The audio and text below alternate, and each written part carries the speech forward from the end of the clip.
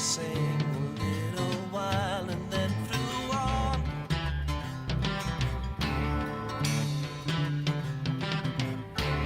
Tell me all that you know, I'll show you. Snow and rain.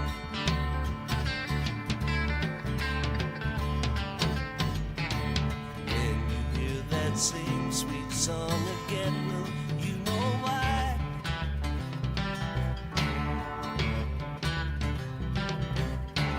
Anyone who sings a tune so sweet is passing by.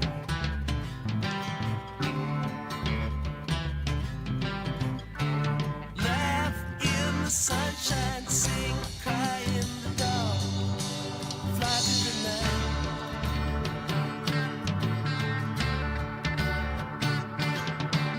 Don't cry now. Don't you cry. Don't you cry anymore. La la la la.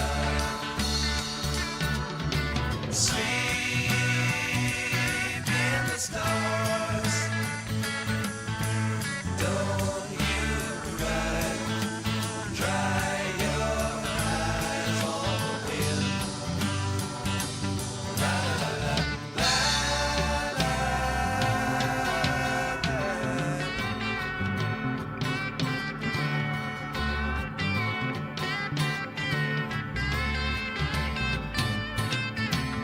All I know is something like a bird within her sang.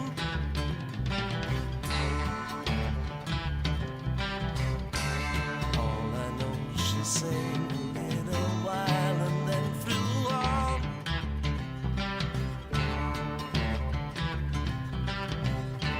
Tell me all that you know, I'll show you. Snow and rain.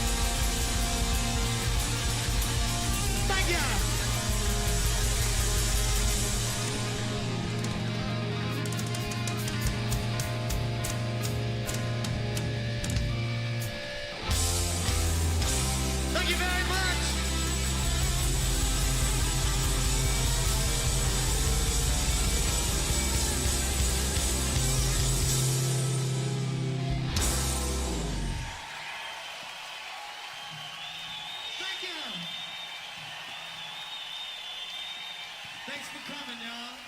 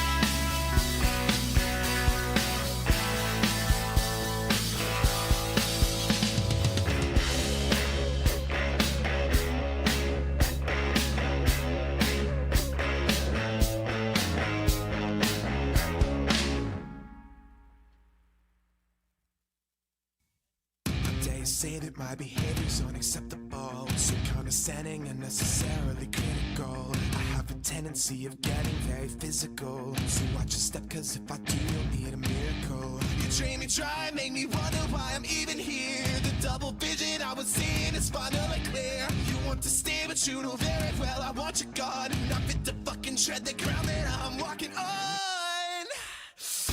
When it gets cold outside and you've got nobody to love, you'll understand what I mean when I say there's nowhere we're gonna give up. Like a leader who cries in the face of a monster that lives in a dream. Yeah. Is there anyone out there? Cause it's getting harder and harder to breathe. And is there anyone out there? Cause it's getting harder and harder to breathe. What you were doing was screwing things up inside my head. You should know better, you never listen to what I said. Clutching your pillow and writhing in the naked sweat, hoping somebody someday will do you like I did. When it gets cold outside and you've got nobody to love, you'll understand what I mean when I say there's nowhere we're gonna give up. Like a leader who cries in the face of a monster that lives in a dream. Yeah. Is there anyone out there? Cause it's getting harder and harder to breathe. And is there anyone out there? Cause it's getting harder and harder to breathe.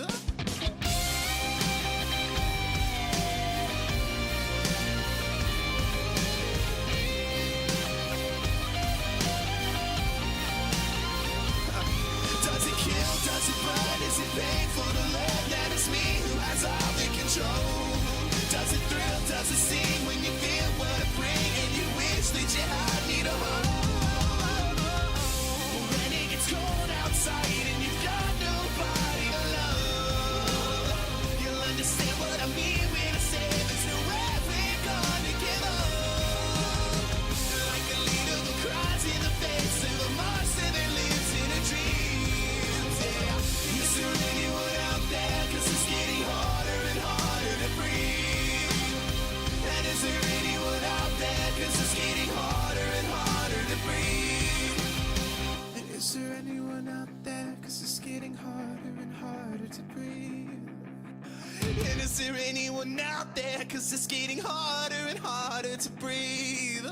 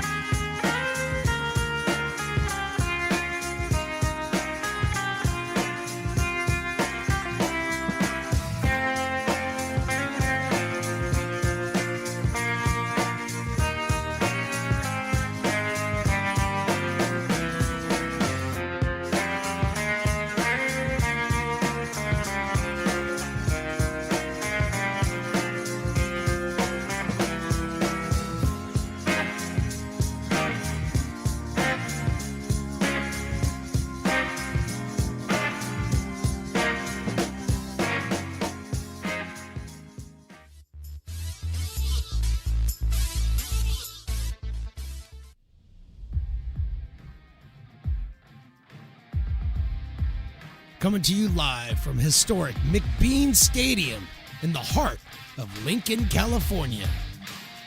It's time for Potters Baseball. Potters Baseball brought to you by Stone's Broadcast Networks. And now here with the play-by-play is Stones McCoy. Welcome in, everybody, my baseball friends near and far. It's time for Some Lincoln Potters baseball. I am Stones McCoy here to bring you all of the action tonight, live on Stones Broadcast Networks and the Lincoln Potters YouTube channel. Appreciate everybody tuning in tonight for what turns out to be the penultimate game for the Lincoln Potters here on their season. One more tomorrow, but right now they've got an opponent in front of them in the West Coast Kings, who are looking to break the tie at fourth in the PEL right now with the Rogues. So we're about to get set tonight. Let's go ahead and take a look at our starting lineups for the West Coast Kings. Dario Freschi leading off from St. Mary's. T.O. Thompson, Peyton Richards in the third hole tonight. Vince Vanderwall batting cleanup. Luke Euler, Jake Lyle. Kevin Ferruta is playing second base and batting seventh. Cale Lumbert in the eighth hole, and Andrew Wilford batting ninth for the West Coast Kings. Let's go ahead and take a look at the defensive alignment for your Lincoln Potters. Ethan Leal, Brian Williams Jr., and Tyler Russell from left to right in the outfield. Kenny Winters getting a start over at third base. Tristan Russell playing shortstop. Zach Story and Jason Hansen on the right side of the infield. Mason Belding behind the dish, and Cam Staten starting pitcher tonight for your Lincoln Potters. It's Star Wars night here in the Bean. That's right, Star Wars night in the Bean. Night before we play our final game of the regular season, and I've seen some of the characters around. Willie's got all the good music going on. He had the Star Wars intro music for lineups and all that good stuff. So, and the Potters are wearing a very special uniform tonight, and that is their Star Wars themed jerseys. Yes, it is a fireworks night. It is Star Wars night, and it is another must-win game for the Lincoln Potters here in PEL play. And we'll get into all of that here in just a little bit. But right now, Dario Freschi, the leadoff hitter for the West Coast Kings, he stands in. Cam Staten, the lefty for the Potters, he gets ready. And the first pitch is in there for a strike at 6:08. So 3 minutes late tonight. That's not a big deal because we are ready to play baseball. The 0-1 is down low for a ball. 1-1.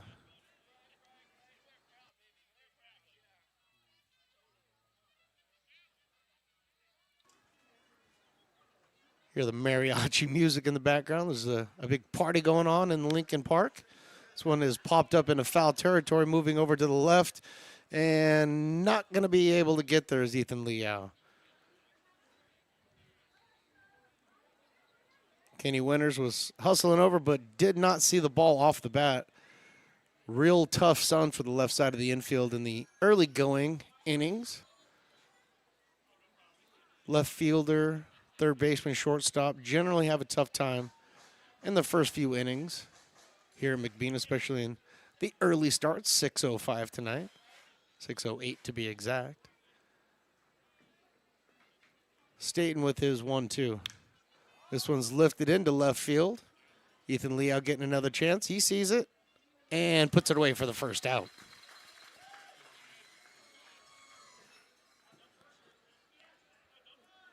So one down here.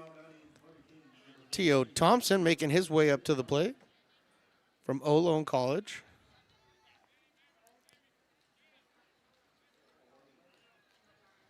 Ohlone, that's right. It's Ohlone, that's right. I've done that in the past. First pitch to T.O. Thompson from Ohlone is in there for a strike.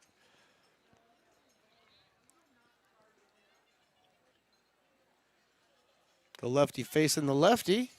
Powers that in there at 89 miles an hour. Quickly ahead, 0-2. Thompson comes in batting .389 on the year. One of the Kings' better hitters.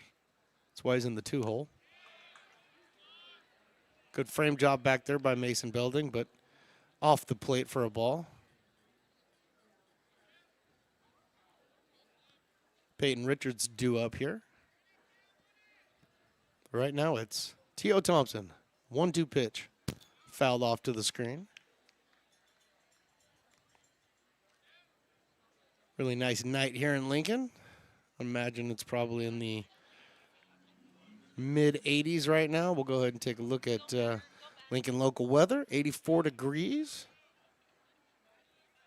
Slight breeze. 10 to 12 miles an hour tonight. This one's fouled off, out of play into the park. Probably over into the Little League field. Not near the mariachi band.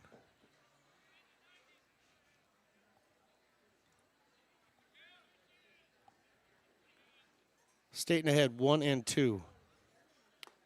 And gets him looking, strike 3. First strikeout for Staten so far. Staten coming in 1-0 on the season. He's only had one start. This will be his second start. 7.71 ERA. Only 2 1/3 innings pitched so far. 1 walk, 1 K, 2 hits. So he's getting a chance to stretch his legs here. First pitch that he throws in there to Peyton Richards, he can't hold up on. Head 0-1.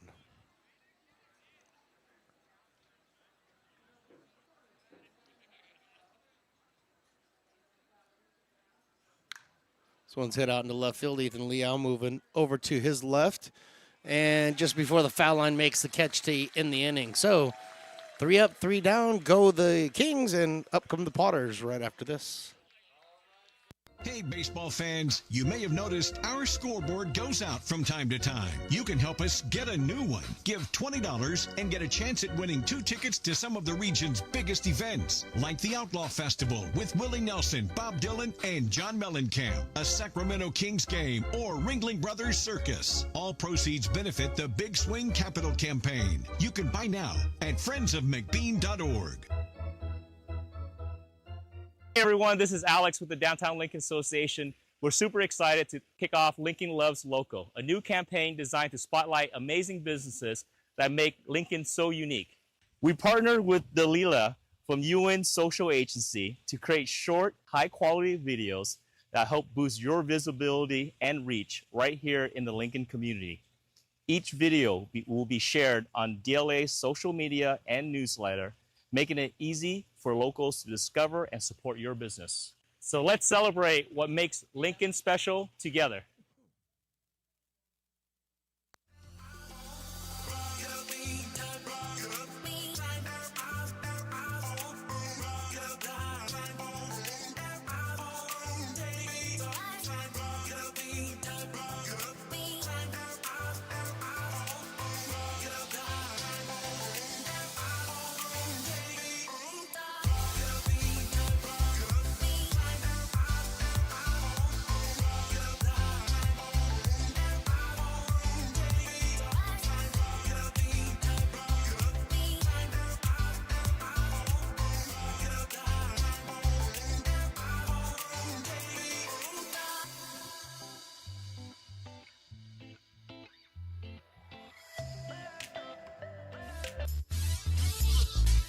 Back here for the bottom of the first inning. No score in this game here from McBean, Kings and Potters.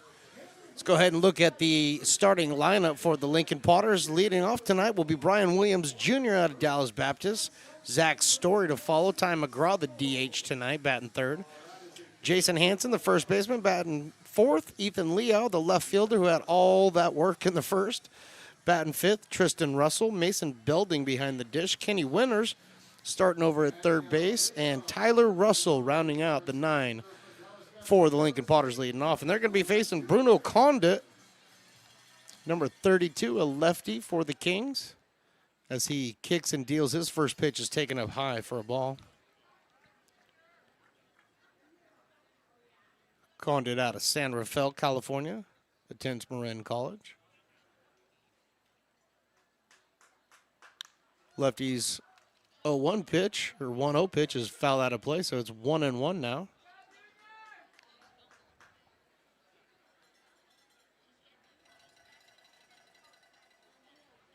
Bruno Condit, a left-handed pitcher. Kings wearing their black and gold tops with the white pants tonight. 1-1 is taken up upstairs for a ball. 2-1. Again, the Potters are in their auctionable jerseys tonight for Star Wars night. Brian Williams fouls this one out of play. So if you're here at the ballpark and you're listening around, yeah, I like it, actually. Yeah, I had one for you, too, but I think we'll go with that one. Can't go wrong. 2-2 from Bruno Condit. From the windup. Misses with that curveball. First full count of the evening. Brian Williams Jr. doing the leadoff duties. 359 on the year. And he chops this one over to third, and it gets between Euler and Freshie over there at shortstop for a nice single to start the game, which is going to bring up Zach Story. Let's go ahead and take a look at the defensive alignment for the Kings tonight. Andrew Wilford out in left field, Peyton Richards in center, Teo Thompson in right, Luke Euler, Dario Freshie on the left side of the infield, Kevin Futura and Cale Lombard on the right side, and Vince Vanderwall behind the dish.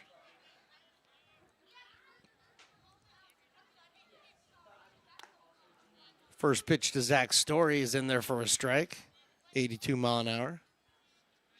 Thinking that's right at where Conant sits with the fastball.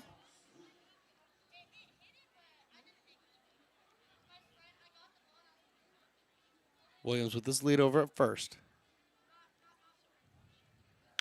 This one's hit right back to Condit and off Condit's leg.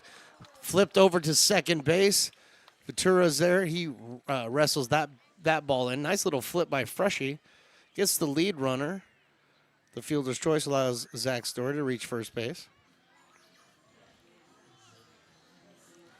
And one down here, bottom of the first. Ty McGraw. Designated hitter for the Lincoln Potters tonight. So his season average, league and non-league combined, 401 on the season. So he's been swinging it. The lefty faces Condit, the lefty, and the first pitch is outside for a ball.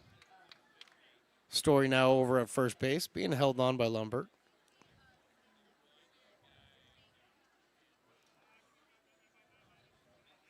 Crowd still filing in. People got their little portable chairs in one hand and beers in the other, so I guess that's a good thing. At 73 mile an hour off speed taken in there for a strike.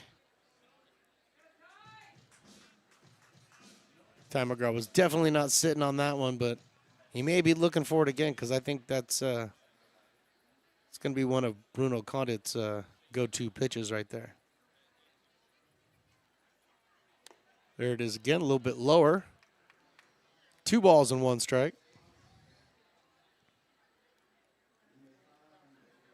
Ty McGraw out of University of Troy.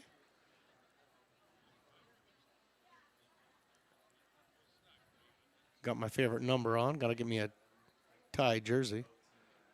Here comes the 2-1. That one's a little bit high. 3-1.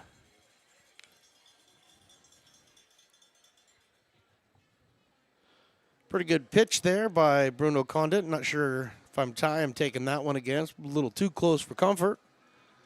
But he is in the driver's seat here, 3-1.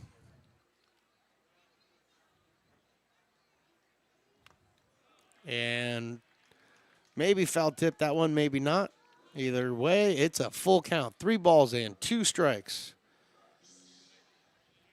Potters are making Condit work here in the first.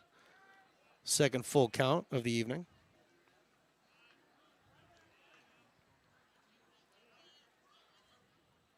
Checks the runner, now delivers. Down low for a ball. Well, the first walk issued by Condit now. Now we got runners on first and second. And the UC Davis product, number 24, Jason Hansen, step into the plate. My second favorite number. If we're keeping track at home. You know, it's 25 and then 24. And then 22, but we'll talk about that another time.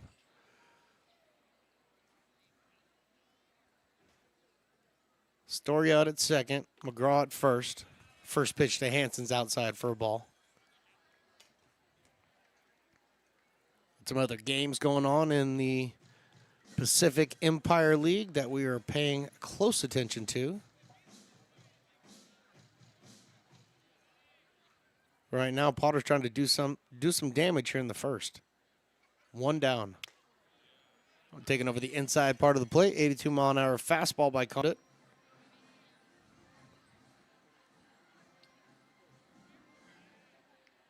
The Mudcats are at the Packers tonight, which is an important game.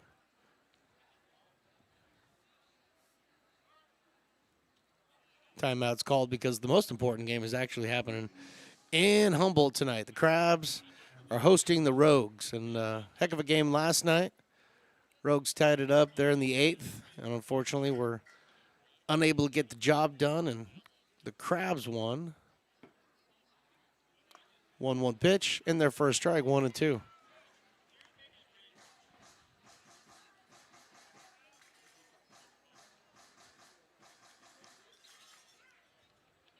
The Potters are looking for the Crabs to lose a game here. Really help get in and secure that number 2 spot getting into the playoffs. Right now they got to deal with the Kings. And here's a little pop-up job over to Futura.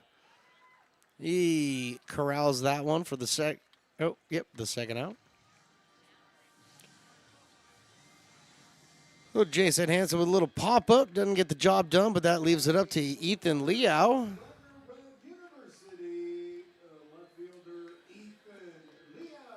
Liao coming in, 303 on the season. Definitely has all the tools to drive in a run or two here.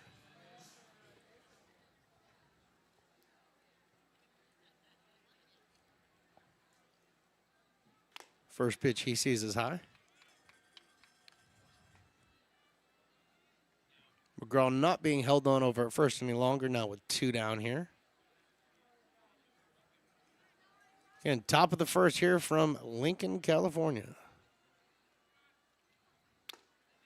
Condon's next pitch is in there for a strike. 1-1. Got all the lightsaber noises. The BB-8 noise earlier. I think that was him. I'm not sure. I don't even know who BB-8 is. 1-1 fouled out of play over towards the Potters bullpen. Got over them and the kiln, so everybody's all right. But now the lefty Bruno Condit's ahead in the count. 1-2 here on Ethan Liao. Story out at second. McGraw over at first. Dancing around, getting Condit's attention. And here's a shot right up the middle. Nice pickup by Freshie over there at shortstop. And he feeds it to Futura at second base for the final out of the inning. So through 1 here in Lincoln, no score. American River College is a top-tier community college sports program that provides student-athletes with the opportunity to thrive both athletically and academically. ARC Athletics is currently ranked 5th in the state and 2nd in Northern California. With over 19 sports programs, our athletes compete with the region's best athletes. Our diverse and dedicated coaching staff helps athletes develop the skills necessary to compete at the next level. Start your community college athletics journey with us. American River College, Sacramento's best athletic program. Go Beavers.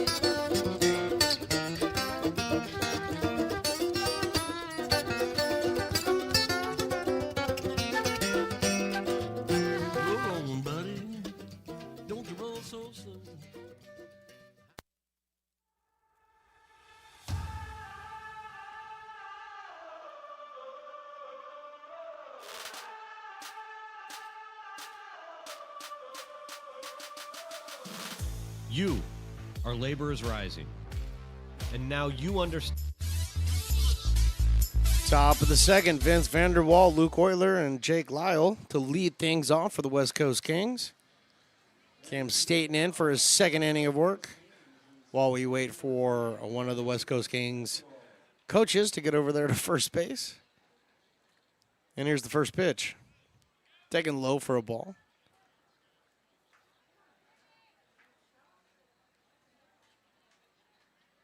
The Packers already have a 2-0 lead over the Mudcats in the top of the third. Their game started at 6 as well. So that's moving along. Next pitch in there for a strike, 87 miles an hour on the fastball, painting the outside.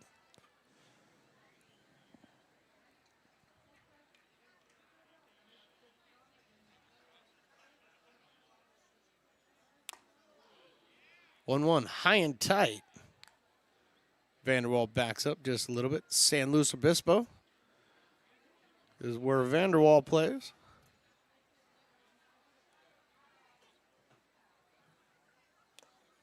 The lefty deals to the lefty outside. Quite a few lefties so far for the West Coast Kings, kind of top-loaded there. Looks like there might be one on deck as well. 3-1, swung through 3-2 now. And the lightsaber makes another appearance. This is a great crowd. I mean, there's not even room to walk down there right now. 3-2, fouled out of play. I mean, this is such a great crowd that it looks like the GM he's getting more chairs. He's got to get more chairs. I mean, it could be for all the Star Wars characters that are here tonight, but I think it's because of the crowd. I don't know. 3-2, here it is. Right there, strike three, got him looking. Second strikeout for Staten on the early evening.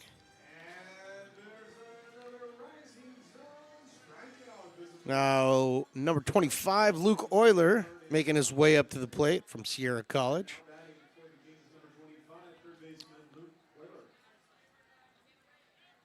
Another lefty bat to face the lefty Cam Staten.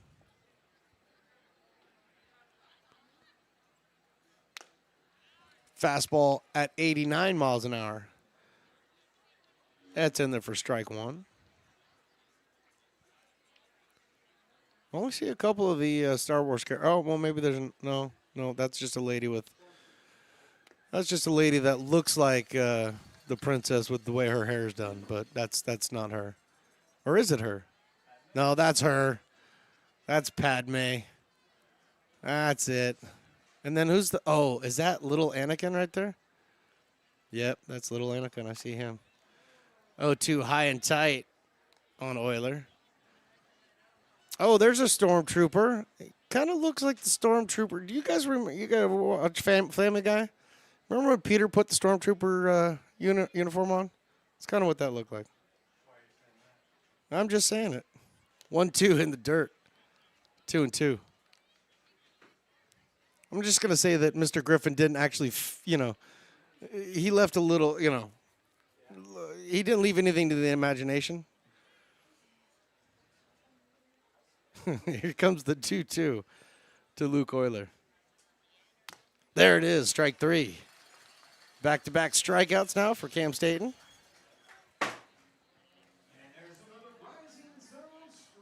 And Jake Lyle now making his way up.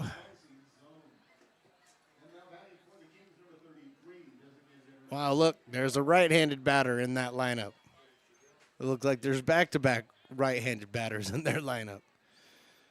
Jake Lyle standing in there.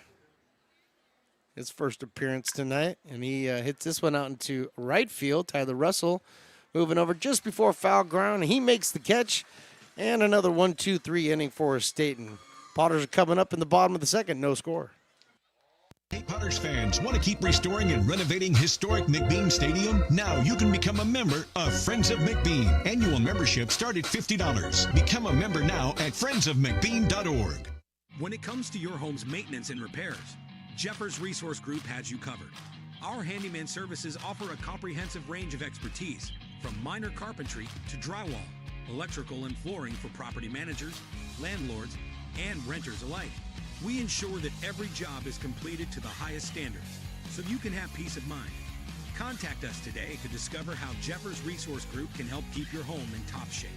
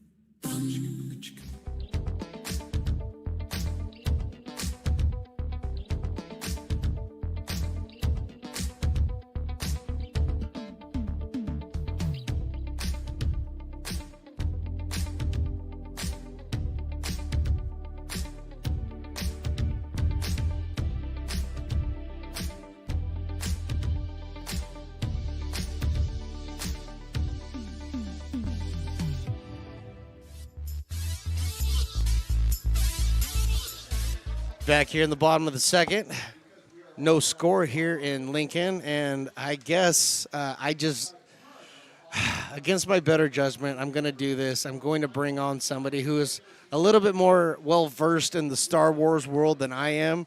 Bring on the famed Riley the engineer. Riley, if you wouldn't mind, chime in here for a second. I'm here. All right. So listen, as soon as we went to break, you ripped my headphones off my head and said, you got them all wrong. Every single one you just said was wrong. Well, first of all, you're probably right, okay? But second of all, I could not have gotten the stormtrooper wrong. I couldn't have. No. That was a stormtrooper. Am I right? I said you got almost all of them. All of okay, so please explain to the fine folks watching at home before we get going here in the bottom of the second. What did I screw up? So first of all, there's no Padme. Okay, there was not a Padme here. No, that was Rey. That's Rey. That's the new protagonist. No, Rey is the honorary mayor of Lincoln. Okay. Not the same Rey. A There's different two, Rey. Yeah, two Reys. Okay, female Rey. I don't know who the little kid was. That's a little Anakin, so I couldn't have gotten that wrong. Yeah, well. All right, hurry up. And what else did I screw up? And then you neglected to point out the Forest Trooper. Oh, okay. I'm so sorry, Mr. Forest Trooper. And that was it.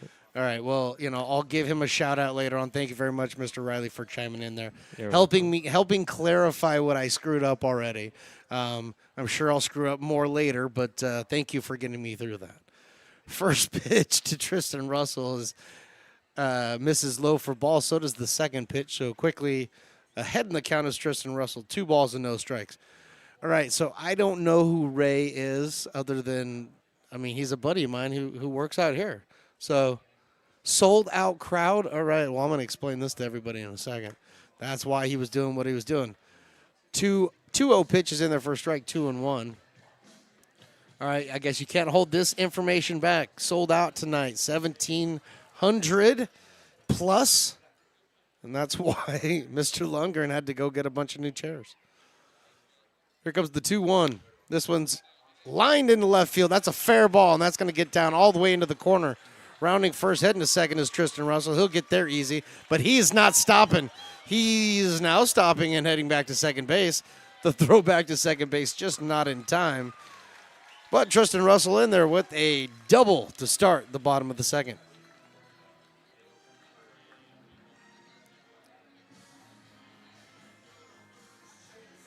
Tristan Russell adding to his season average of 336 with that double right now, getting things started in the bottom of the second. It's going to bring up the LSU commit, high school senior Mason Belding, the catcher for the Potters, and I don't think enough attention has been paid to what a tremendous job Belding has done as a high school senior, catching this many different arms from all across the country and doing it as well as he has. So Belding in there, the left-hander. Condit, the lefty, looks back at second. First pitch is fouled off at the plate.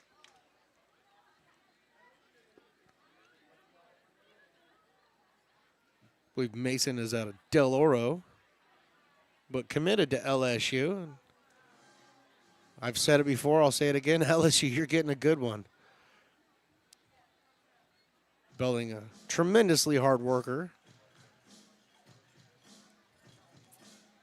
And like I said, a high baseball IQ for a high school senior. Just don't normally see that. So the number 27 stands in there. He's waiting for Condit. So the 0-1 turns to 0-2.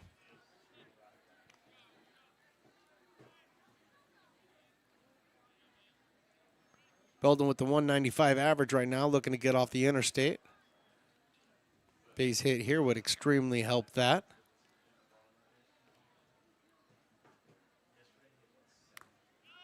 That one taken for strike 3 called over the outside part of the plate. Belding didn't necessarily agree, but as a catcher, you're going to agree. Because you want your pitcher to get that pitch next time you're in there. So, one down here, bottom of the second. Kenny Winters, the third baseman for the Potters tonight. Number 10 steps in there. Batting a cool 200 on the season. Out of Cal Baptist University.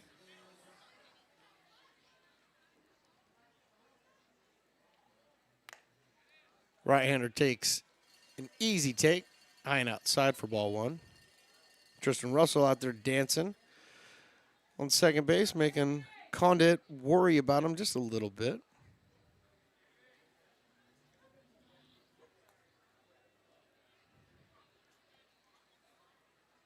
Nobody holding them on, so he's just getting a tremendous lead.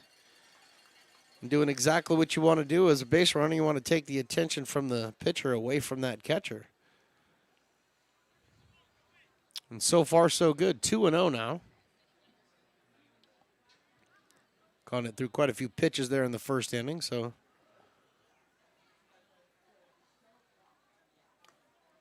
Outside 3 now. Got Tristan Russell out there clapping because he knows he's doing his job. Ferrudo over there at second's not holding them on. Freshie at shortstop's way off the bag. So Russell can do the dance out there. 3-0, taken all the way is Kenny in there for a strike.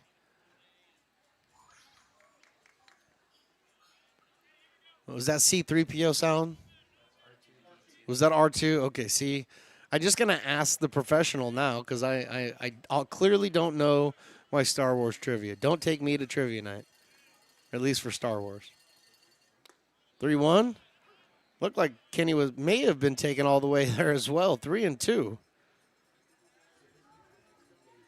So Condit climbed back into this count.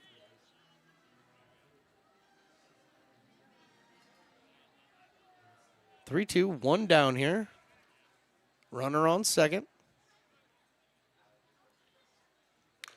This one is grounded to second. Ruda picks it up, fires over to first just in time. Half a step in front of Kenny Winters for the second out, but on the play, Tristan Russell finds his way over to third base. So effective out by Kenny. And that's going to bring up Tyler Russell. Tyler Russell has a chance to drive in Tristan Russell. I'm sure there's been a few times throughout the years that they've had this opportunity. But what a better time than on Star Wars night right now. Get the scoring started for the Potters.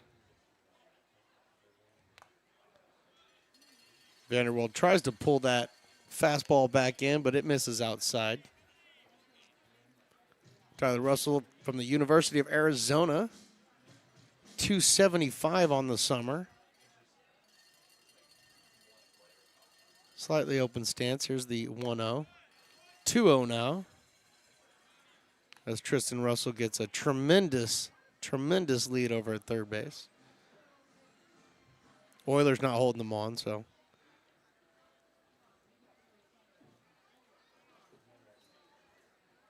Condit shakes off the sign. Now he's got what he wants. 2-0. Now it's 3-0. He's looking around for one of the field umpires, asking to see if Tyler swung or not. I didn't even see him really move the bat, but nope, no swing. And I wasn't going to say anything because I was waiting for him to show up, so I'm still not going to say anything until the next break. Here's the 3-0 pitch. Tyler Russell draws the walk. The runners on first and third, both of them happen to be Russells. And that's going to bring up the top of the order and Brian Williams Jr.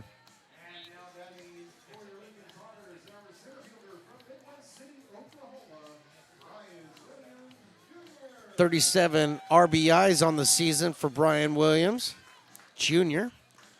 And right now there's at least one out there for him. Could potentially be 3. When he singled in the first. The first pitch he sees in the second is high. Conant's fastball sitting around 81, 82 miles an hour, the off speed. The cut or the curveball around 77. The off speed around 72, 73.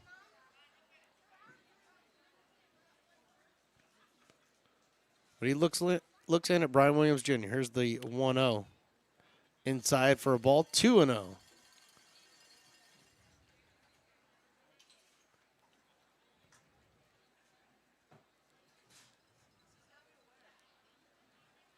Stands are full of people. The aisles are full of people. It's a good time to be out at the ballpark. There's a shot out into right field, but that gets out of play. 2 balls and 1 strike.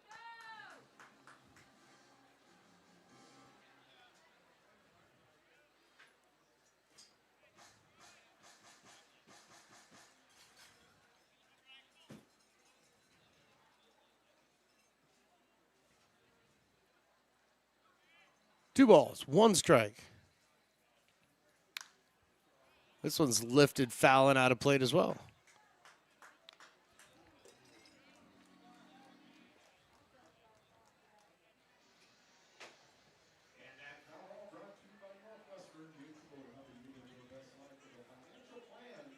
I've gotten 2 signs now, both telling me that we're sold out. 1,002,000 people have shown up to the game. Fire marshals stay at home. Here comes the 2-2. High, 3-2. So Russell over at first. He's being held on by Lumbert. With 2 down here, I'm wondering if he's going to continue to hold him on or come off the bag. Tristan Russell over at third, not being held on. Condit set. Looks at first. 3-2. Foul out of play.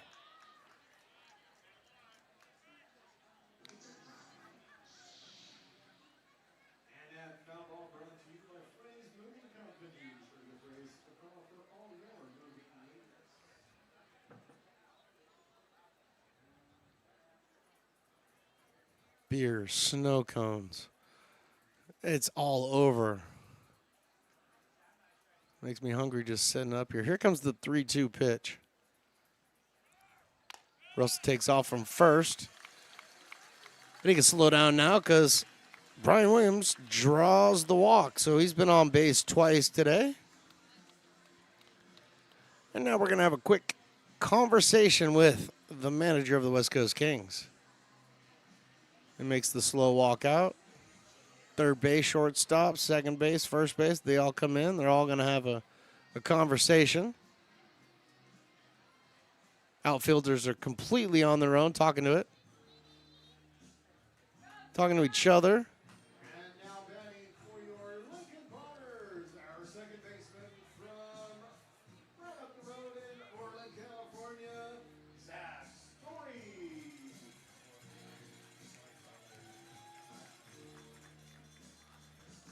Words of encouragement pitched there by the West Coast Kings manager or pitching coach, whatever. In the summer league, I guess it doesn't technically matter which one goes out there first, but wonder if figuring that's just a member of the coaching staff there, but they got their information out. Their base is full of Potters right now. Zach Story, who reached on a fielder's choice in the first, he's due up, and here he is, facing Bruno Condit. First pitch by Condit's in there for a strike, 71 miles an hour. So he's definitely found some success with the breaking ball so far.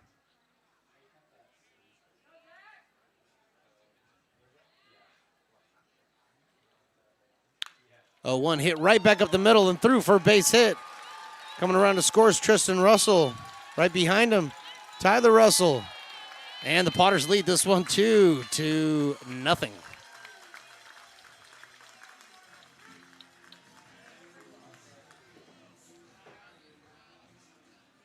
Jack Story coming through with the big 2-out RBI single.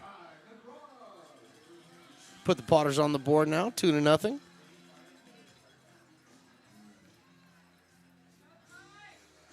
And Ty McGraw drew a walk his first at-bat, now finds himself up here in the bottom of the second inning. Runners on first and second, 2 down.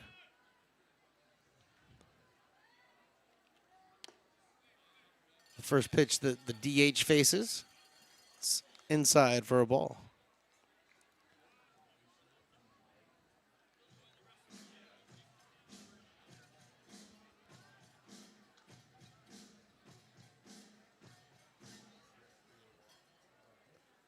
So McGraw with the McGraw squat just before we get going here, and here's the 1-0. Oh, high and upstairs, tight, 83 miles an hour, the fastest fastball he's thrown tonight. Brushes McGraw back.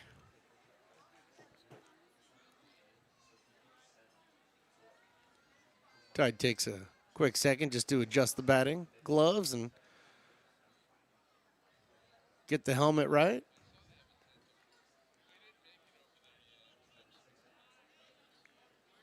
Now everybody's ready. 2-0, here it comes.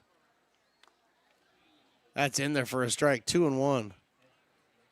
70-mile-an-hour curveball dropped in there beautifully by Bruno Condit. He's had 2 extremely stressful innings here to start his outing. And as I say that, there's a little bit of stirring going on in the Kings bullpen.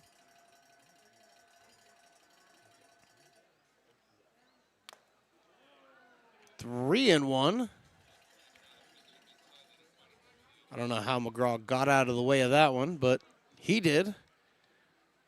Probably the way he wanted to, because he'd like to swing.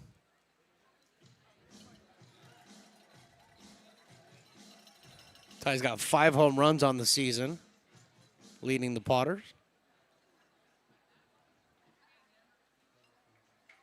Here comes the 3-1 pitch. That's ball 4. So Condit walks the bases loaded. Second time the bases have been loaded this inning.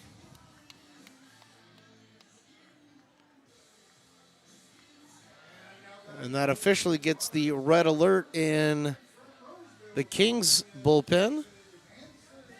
Number 37 has stood up to warm up out there, and that's going to be Dylan Hatfordson.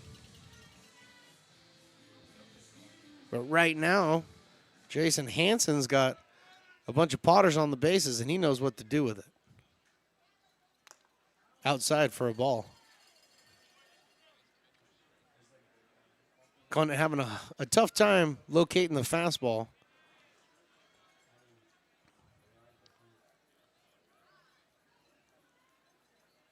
Potters might be able to eliminate the fastball entirely, just sit on that curveball. Right now, I got the bases loaded, 2 down. Here's the 1-0. Fouled off and out of play. Great swing by Hansen. Definitely seeing that ball. Just couldn't square it up. Umpire shows 1-1. Couple of watermelon cups coming back right behind the plate there. Could use one of those myself. 1-1 is now 1-2. 84-mile-an-hour fastball. Conant able to get that one in there. Hanson would like to see that one again. 84-mile-an-hour center cut fastball. He's behind, 1-2.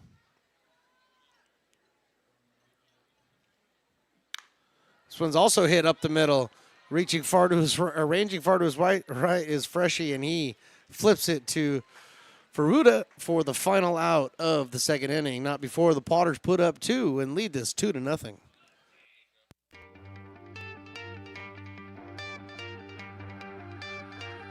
Gooseport Public House.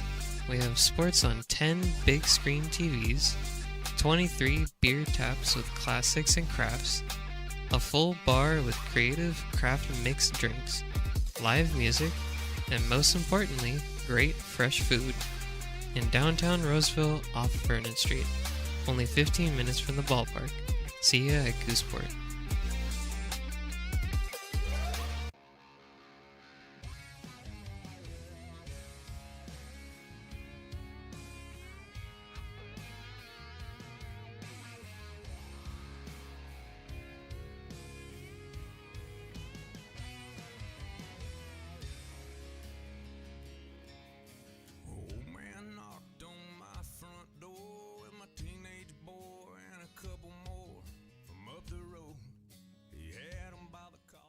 Hi, Bill Evans, President of the Placer County Association of Realtors. We're in the store, our conference facilities, an amazing team help us keep together an amazing organization. And we thank them all. This organization can't do what it does and can't run the way it runs. Back here for the top of the third inning. Potters lead it 2-0. Cam Staten on the mound for his third inning of work to face the 7, 8, and 9 hitters for the West Coast Kings. Kevin Furuta stands in there, the second baseman for the Kings, and he hits a foul ball that is going to get out of play. Jason Hanson making a nice effort, and so did Zach Story, but neither one of them were going to catch up to that one because that one actually landed on top of the kiln. So, now we got Chewbacca going. Now, I'm not going to miss that one, okay? I can't mess that one up. I got Chewbacca, all right? I know who he is, all right? Isn't he a guy who lives on indoor? Oh, did I screw that one up? I screwed that one up. Fouled off to the screen, 0-2. Okay, he's a Wookiee who visited the planet Endor, but where was he born? Kashyyyk? Okay, all right. I was close. Here comes the 0-2 pitch. This one's hit right out to Tristan Russell at shortstop. He throws over to first base. Jason Hanson's got it. First out is complete here in the third inning. All right, I know me some Chewbacca. I guess I just don't know me some Chewbacca as where is Chewbacca born at. Maybe I don't know that. All right, but yeah, I'm learning. Hey, man, it's Star Wars night. This is supposed to be fun. Stop making it harder for me than it's supposed to be. Staten out of face Cale Lumbert, and the first pitch he sees is in there for a strike at 88 miles an hour. No score at the top of the second in Humboldt right now between the Rogues and the Crabs. Next pitch misses high, 78 miles an hour. 1-1 the count.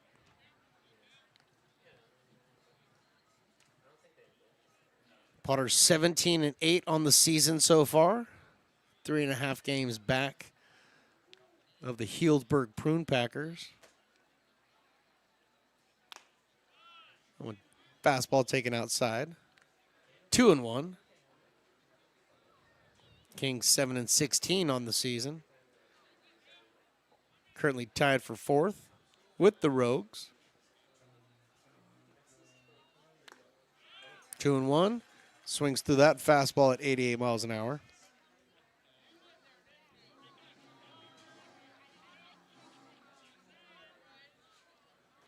Right now the Crabs are 15-8. And there's a swinging strike 3. Kale Lumbert goes down on strikes. 4th strikeout so far for Cam Staten. So 2 down here in the 3rd. Andrew Wilford stands in. University of Kentucky. The left fielder for the Kings. Been pretty busy so far tonight. They're out there in left field. He fouls this one out of play.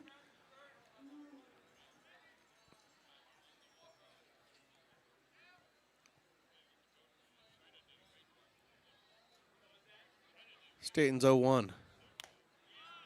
Little high. Not much, but a good pitch. Change the sight line just a bit. Get Wilford thinking he might need to protect up.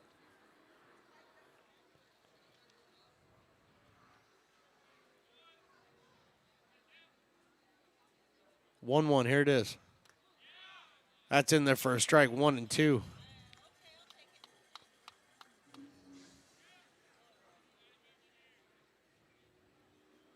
So Cam steps off the mound, gets back on there. And essentially from the stretch, he delivers. Strike 3. 5 strikeouts so far through 3 innings for Cam Staten, and we go to the bottom of the 3rd. Potters lead at 2-0. Astro Air Design Incorporated, where you feel the difference. We are a locally owned and operated heating, air conditioning, and custom sheet metal company committed to the highest quality of craftsmanship at a competitive price. Our trained and certified technicians have the knowledge and experience required to install, maintain, or repair your home comfort solutions. Our upfront pricing gives you the peace of mind because you know your price is locked in. Call Astro Air Design Incorporated today. Here in Michigan, we do more than just survive the winter. We thrive during it. You simply can't keep us away from what we love most: great times and amazing beer. The snow transforms the landscape and lays the path for adventures yet to be had. Trails ready to be explored, and freshly groomed hills ready for the first run of the day. And later, as the sun descends, it's time to unwind with great conversation and even better friends. Experience a taste of Michigan winter with Founders Brewing Company, born and brewed in Michigan. Buy a personalized brick for you, your loved ones, or your business, and show everyone your commitment to Lincoln baseball. Framed and engraved by our own Lincoln High Ag program students, your brick will be featured on unique movable brick walls. Find your name in the stadium entrance for the 2024 and 2025 seasons. Then visit your brick in its permanent home inside the stadium. Bricks can be purchased here for $250. Get it now at friendsofmcbean.org. I'm Bill Spear, North Valley President of Five Star Bank. In a time when business can feel so uncertain, we're here for you every step of the way. I know they have a lot of bells and whistles within their bank, but just the relationship piece here locally on the business side is huge for us. Five Star treats us like we're number one. They're right there with suggestions, with help. So I have to bank with people that have our mission in mind. We're Five Star Bank. How can we help you? Bottom of the 3rd inning, and I don't know. This is an entertaining game, but that was a really entertaining half inning. The Armored Combat League is back, but, they told us, hey, we're an Armored Combat League, and we lost a couple of our guys to broken arms recently, so we might be a little bit light coming out to the Potters tonight. And it's all right. We figured it out. They just sicked Jake Ferretti and Gerald Hansen on one of the nights, and that was entertaining stuff right there. Bottom of the 3rd inning, first pitch to Ethan Liao is a ball. Bruno Condit in there for his 3rd inning of work. He kicks and deals, and this one served out to right field.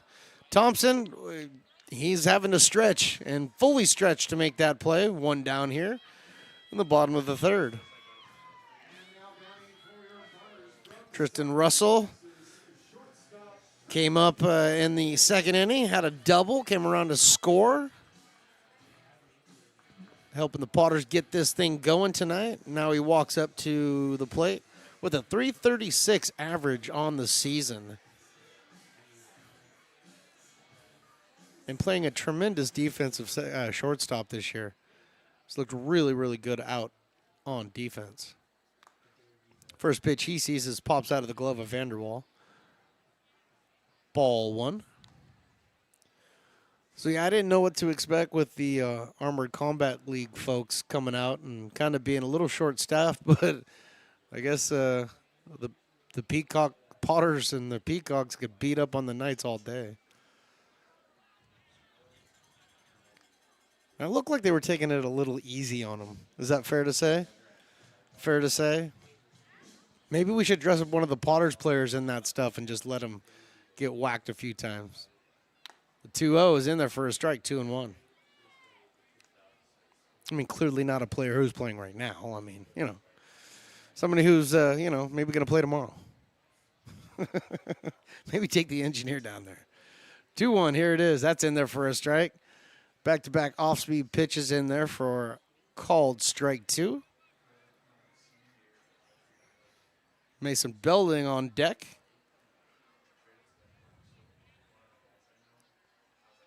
2-2.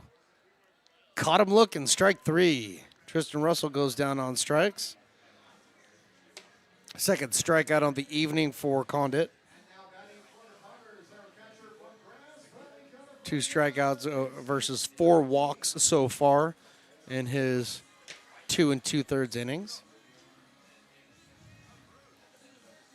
But with 2 out here, the catcher Mason Belton stands in. Fouls this off to the right.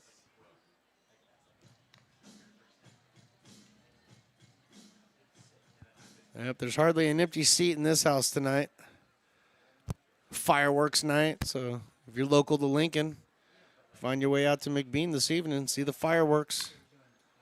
Belden lifts this one foul out of play into the park near the pavilion. That's just a long foul ball for Mason Belding, but he's quickly in the hole, 0-2.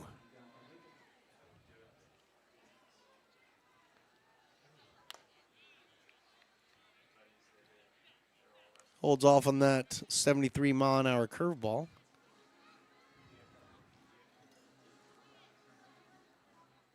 Great Scott Hamilton, Potters legend, former hitting coach for the Potters. In the house. And that's one guy, right? You see him, he always has a beer in his hand. So you can't ever give him any kind of grief. He always has a beer in his hand. Here comes the 2-2. There's a shot into right field. That's a line shot. It one hops the fence, and I do believe that popped over and hit the netting. So that should be a ground rule double. I don't know if the umpire actually called that, but right fielder out there, Thompson, he fielded it just as if it popped up over the fence and hit the netting behind it. So one way or another, Mason Belding's got himself a double. 4th hit for the Potters on the early evening.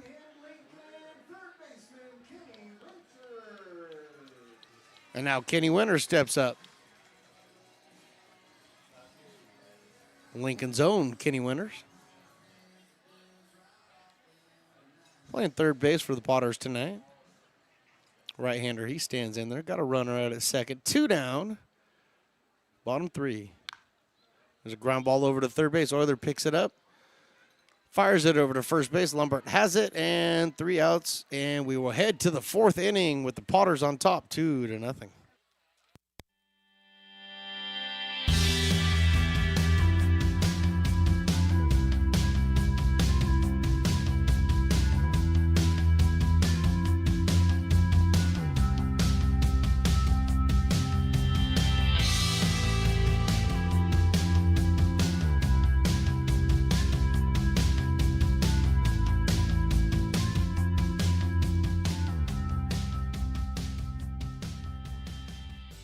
Lincoln Potters Baseball. Placer County's best-kept secret is back for another exciting summer at historic McBean Stadiums. Loaded with fun for the whole family, local beer, wine, and eats. Fireworks, giveaways, theme nights, kids zone, and more.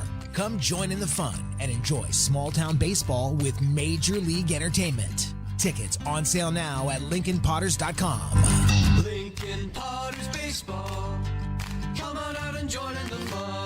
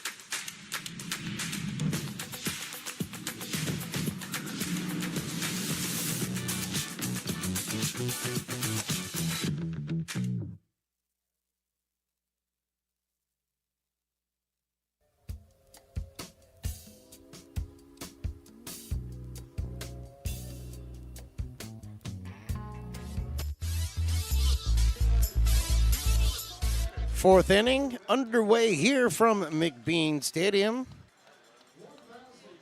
Dario Freschi to lead things off, the leadoff batter for the West Coast Kings. Facing Cam Staten in there for his fourth inning of work. And very, very efficient through three has Staten.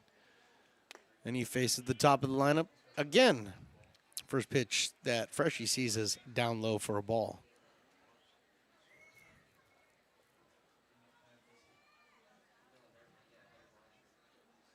Left-hander peers in over his glove, gets the sign.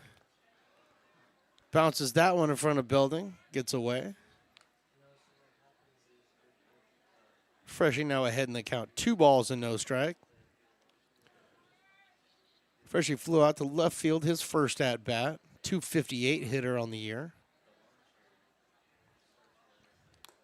Takes that one in their first strike. 88-mile-an-hour fastball. On the outside corner.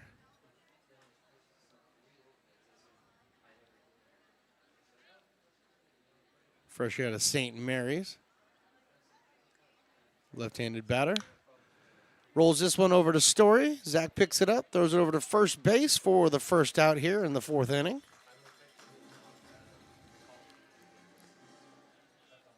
Tio Thompson now.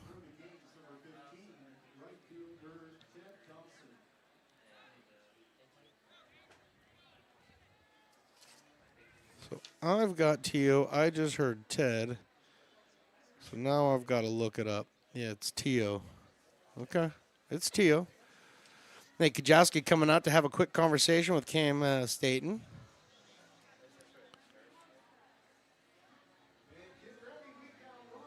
Might be talking about a little bit of footwork or something. Kind of looking down at his feet, kind of sliding it around there. But Kajowski, he saw something. He had to come out and talk about it. Staten glad for it because he'll take all the information from a legend like Nate Kajowski. So he's returned to the Potters dugout, and here's Staten. Just a little bit low with the 88-mile-an-hour fastball. Man, the line for the vendors down there are just all over. Everybody's just busy. This one's hit up the middle for a base hit. Tio Thompson with the single here. One down in the fourth. Bringing up Peyton Richards. First hit given up by Staten tonight.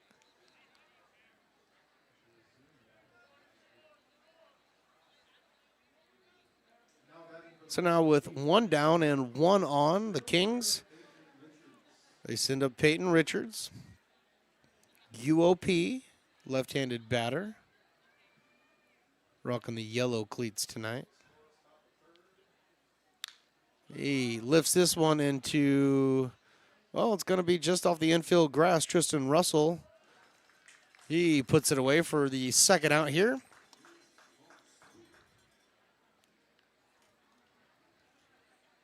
At first glance, that ball looked like it may have been hit out into shallow center field, but take a look around the ballpark. You see the wind blowing in just a little bit from the center field flag. And now 2 down, Vince Vanderwall. He grounds this one into no man's land, picked up by Gerald Hansen, by Jason Hansen, thrown over to Staten covering, and the ball gets away. They fire it over to third base because T.O. Thompson was trying to extend that, and he gets there safely. So runners on first and third now, 2 down.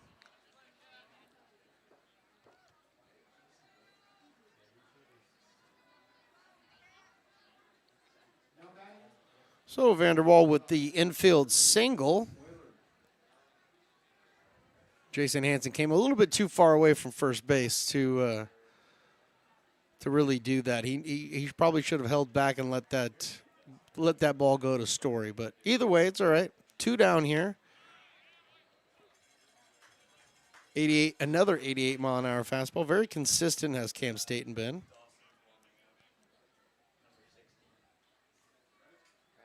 Dawson Raddick warming up for the Potters.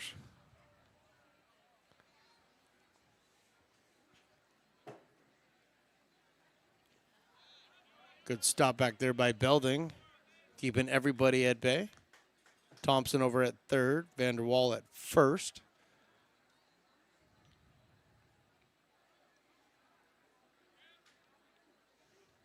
Euler struck out his first at bat.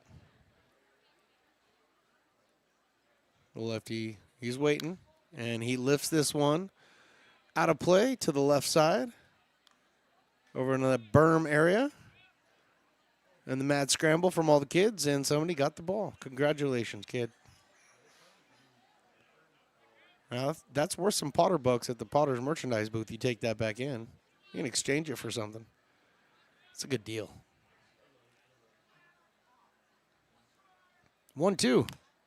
Just outside. 2-2. Good pitch by Cam.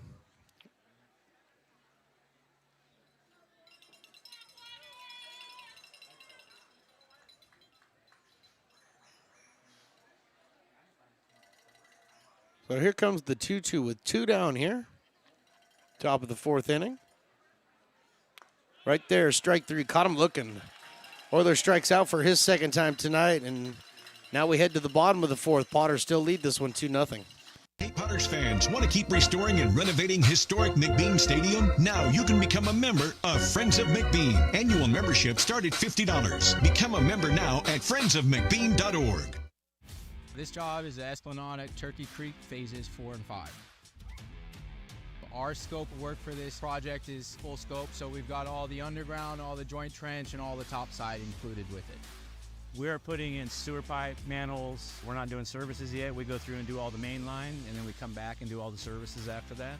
I would say this project right here, the one we're working on, is probably about a 2-month project. It's very costly to the developer, so beating the schedule is very important, more important than most projects. It's got a lot of groundwater, so we've got an extensive groundwater pump system in place. It's just cool to be a part of the built environment and know that for the next 100 years that people are going to use and enjoy what we've created here today.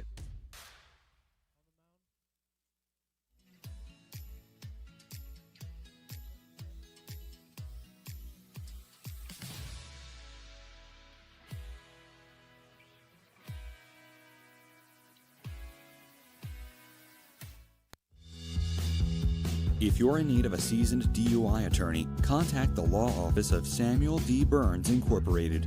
We are familiar with the laws surrounding your case, and we will work diligently to minimize the negative impact following a DUI charge. With a proven track record, Sam Burns works on your behalf to provide a positive outcome. He's been able to save his clients' driver's licenses and negotiate more favorable terms. Visit our website.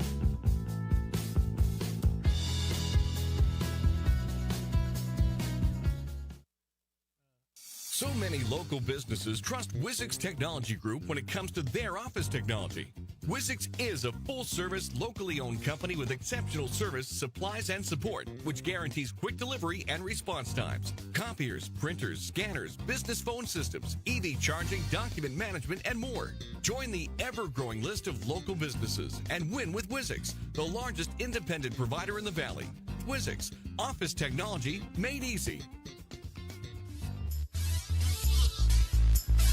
Dylan Hafterson now pitching for the West Coast Kings here in the bottom of the fourth inning, and he's scheduled to face Tyler Russell in the top of the lineup and Brian Williams and Zach Story.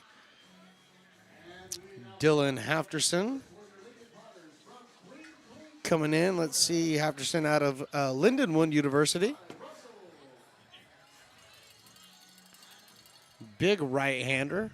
Don't have any other stats on him other than he's a big right-hander. And the first pitch that he throws is 80 miles an hour. It's in their first strike.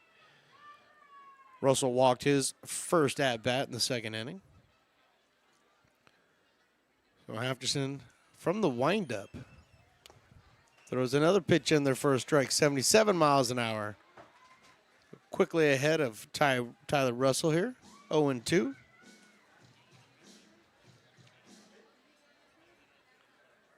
Hafterson wearing the number 37.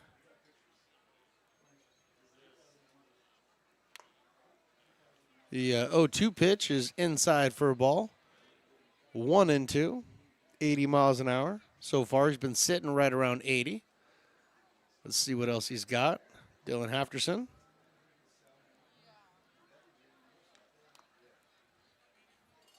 That one misses low. 3-2. Excuse me, 2-2.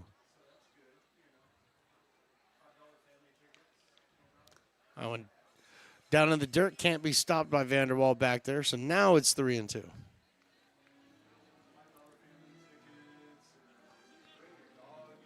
So Tyler Russell, he walked in the second. Could he walk again here in the fourth? Let's find out. 3-2 is grounded over to Lombard at first base. He picks it up, takes it himself for the putout. There's one down here in the fourth.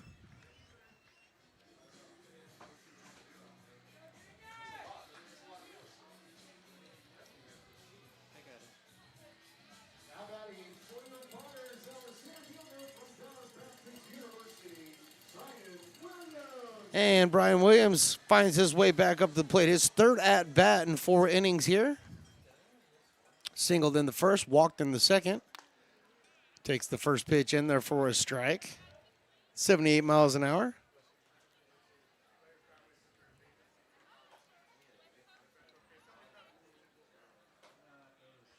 Oh, Brian Williams, 359 on the year.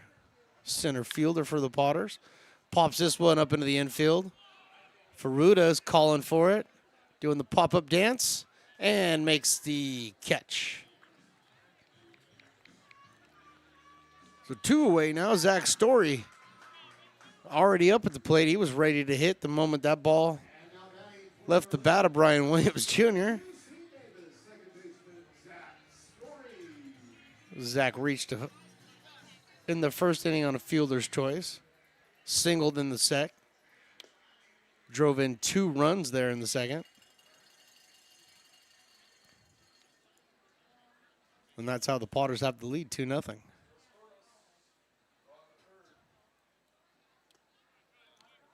That pitch misses down low. So quickly, Story's ahead, 2-0.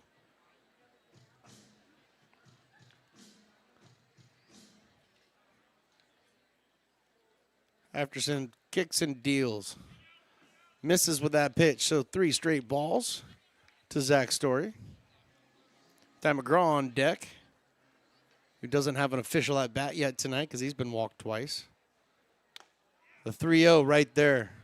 87 miles an hour for a strike. So Hafterson's got a little bit more in the tank there. He's been showing 80-81, just throws a 87 mile an hour fastball to get back 3-1. And now it's 3-2.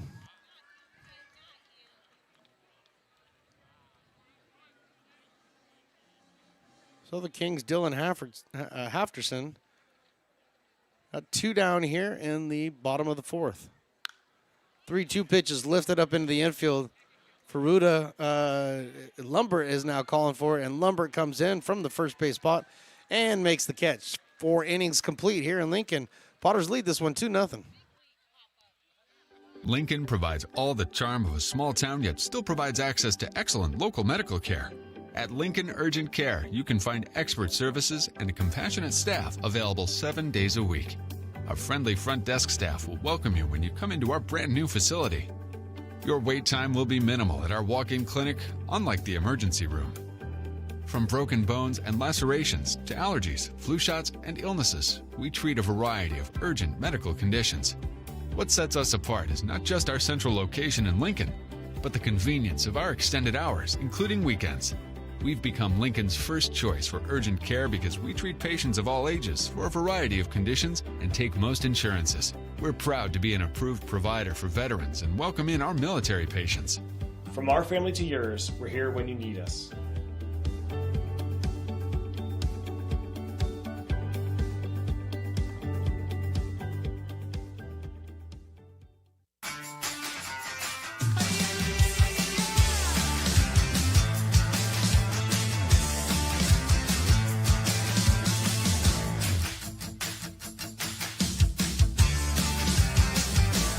Hey, baseball fans, you may have noticed our scoreboard goes out from time to time. You can help us get a new one. Give $20 and get a chance at winning 2 tickets to some of the region's biggest events, like the Outlaw Festival with Willie Nelson, Bob Dylan, and John Mellencamp, a Sacramento Kings game, or Ringling Brothers Circus. All proceeds benefit the Big Swing Capital Campaign. You can buy now at friendsofmcbean.org.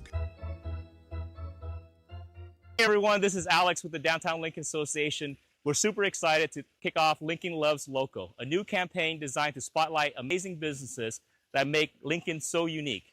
We partnered with Dalila from UN Social Agency to create short, high-quality videos that help boost your visibility and reach right here in the Lincoln community. Each video will be shared on DLA's social media and newsletter, making it easy for locals to discover and support your business. So let's celebrate what makes Lincoln special together. Back here, top of the 5th inning. Potters lead this one 2-0. Nate Criswell now on the mound for the Lincoln Potters, taking over for Cam Staten. And he's going to face Jake Lyle to get things started here in the 5th. First pitch in there by Criswell's in their first strike, 91 miles an hour. Got some of my favorite people in the booth right now. We got the great manager Ryan Stevens and family in tow. And we got, the honorable mayor of Lincoln, Ray's right here. I can't be surrounded by better people. Unfortunately, that one to Jake Lyle was grounded up the middle and in for a base hit. So, leading things off here is Jake Lyle with the single, bringing up Kevin Ferruda. All right, Criswell, like I said, coming in relief of Cam Staten. He went 4 innings, giving up only 2 hits. And a little quick pitch action right there. Umpire says, no way, back off. I am not ready. Mostly because Lyle over there is not ready. Staten went for only the 2 hits and no walks, 6 Ks. 79-mile-an-hour breaking ball by Criswell in there for a strike to Ferruda. Ferruda grounded out to shortstop in the 3rd inning, so he's looking for his first hit. That pitch taken, I guess, a little bit high for a ball. 1-1 now, the count.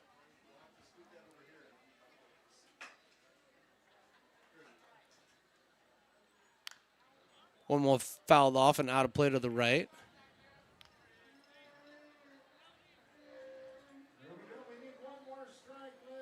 All right, Criswell out of Escalon, California. Attending Troy University. Big fella, 6'2", 215. The right-hander deals. This one's grounded over to third base. Winters comes in, picks it up. Thought about going to second. Goes to first, and his throw's offline. Hansen was able to stop it, but it was up the line just a little bit. So reaching safely is Ferruta. Look over at the official score, see if he wants to give me anything. And he's giving that an error. All right, well, we're giving that an error then.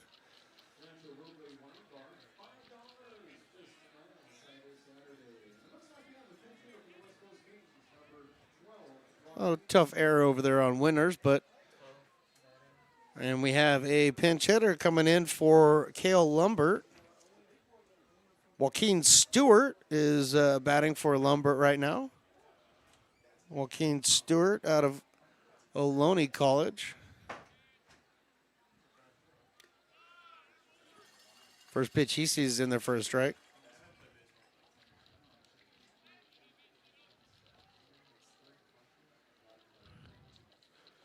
One of the littler Stevens I haven't seen in quite some time is huge now. What's up, big man?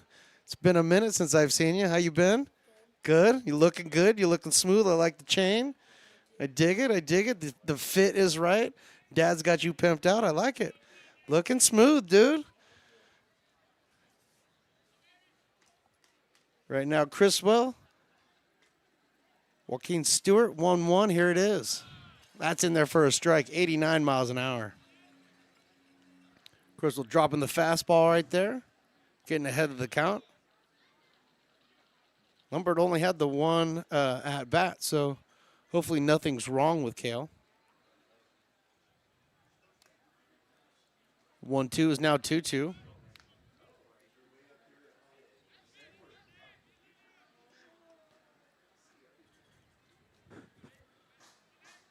So Joaquin Stewart out of Ohlone College.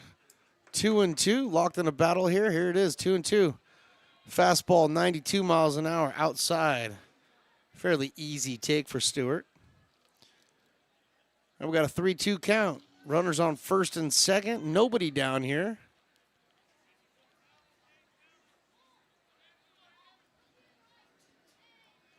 Right now, a battle between Stewart and Criswell. Here it is. And that misses inside, ball 4. So the bases are loaded now.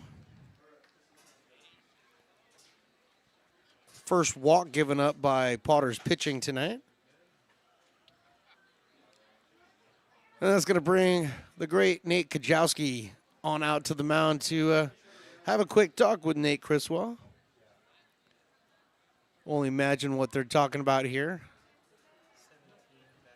And it looks like we got another pinch hitter. Jaden Lee coming in for Andrew Wilford.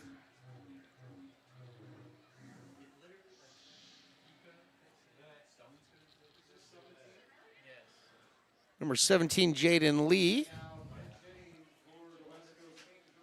San Diego State University is where Jaden Lee attends. But he's coming in for Andrew Wilford, who only had the single at-bat, who struck out in his lone opportunity. Lee sees strike one over the outside part of the plate at 91 miles an hour. Potters only have a 2-0 lead, so bases loaded right here. Red alert right now for Nate Criswell. And that 91-mile-an-hour fastball's in there. Quickly ahead is 0-2.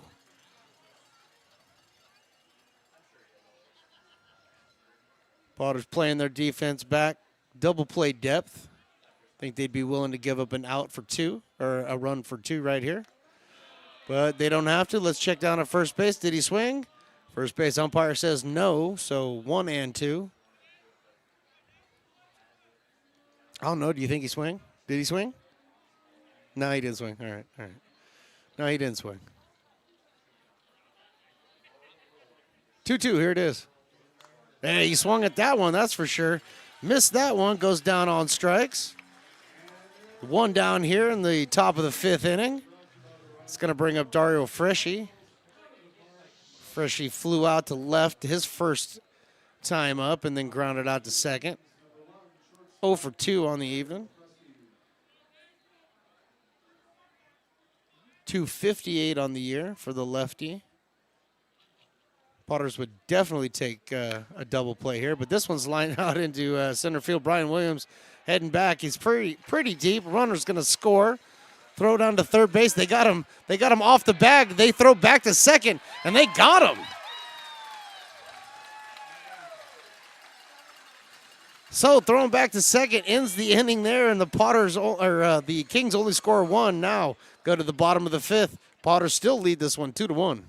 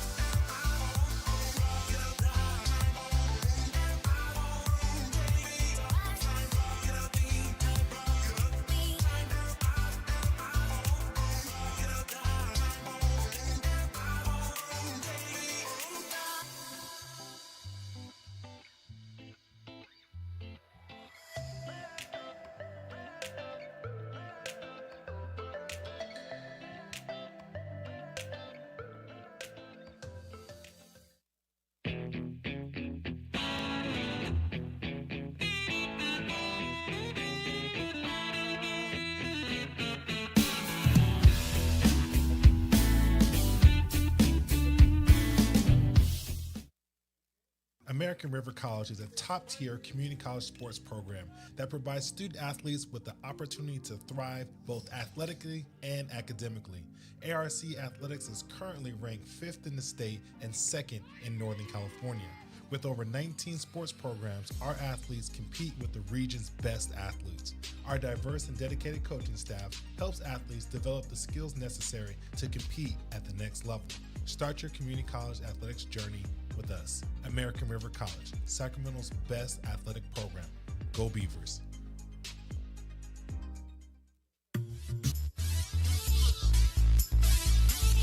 All right, well, we're back. We're ready for the bottom of the fifth inning. Potters lead this one 2-1. Just catching up with all my friends here. I miss the Stevens. They've always been, I've known the Stevens since I was like 10 years old, man. I don't even think Ryan was around then. But at any rate, so nice to see friendly faces back here in the friendly confines of McBean Stadium. Here we go in the bottom of the fifth inning. Potters lead it 2-1. Ty McGraw, Jason Hansen, Ethan Liao leading things off here. Dylan Haffertson still out there on the mound, I do believe. Yes, that is the case. 1-1 now, the count. Going to have to take a look around the league tonight because there's been some absolutely important games going on, and the Potters need to keep paying attention to them. That 1-1 is taken off the outside part of the plate for a strike. Most of the people behind the plate there did not agree with that one. We have a huge contingent of fans now sitting behind home plate, so they got a pretty good eye.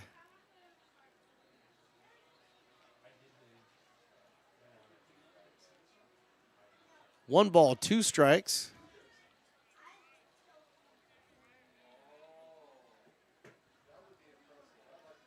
Here we go. This one's grounded over to first base. That's just foul, maybe a foot foul. Lumbert picked it up. He was ready for it.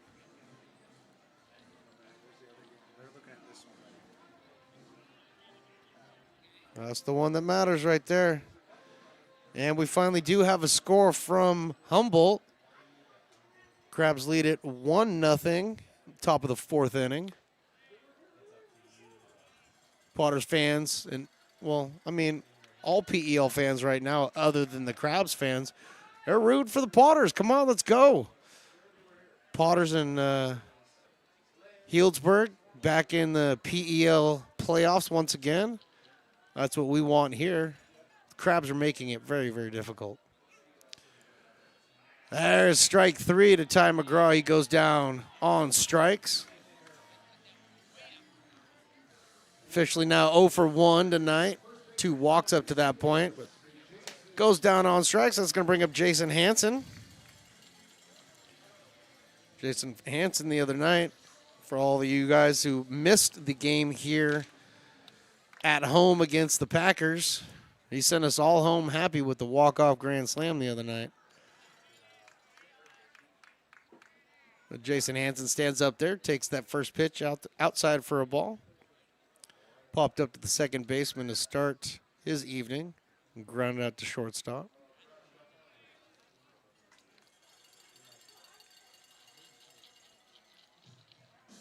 The great Tatiana in the house. Walking by like she doesn't know me. Quickly, Jason Hansen's ahead 3-0. Packers have taken a 4-0 lead over the Mudcats in the 5th. 3-0 pitch. Taken all the way at 88 miles an hour was Jason Hansen. 3-1 now.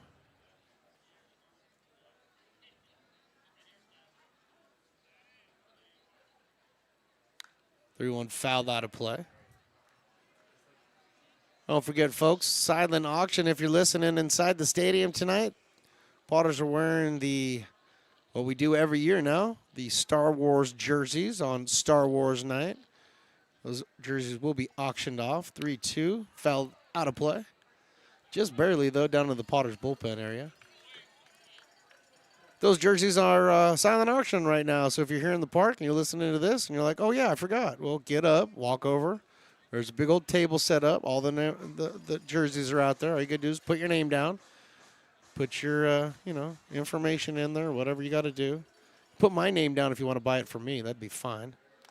3-2. Hansen goes down swinging. Back-to-back strikeouts for Haffertson here in the the bottom of the 5th inning.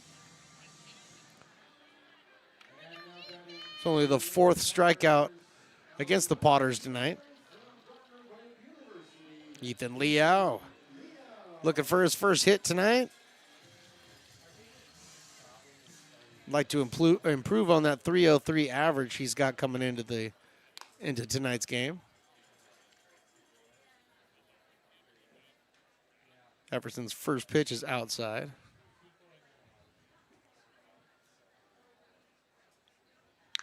This one is grounded out to shortstop. Freshie picks it up, throws it over to Lombard at first.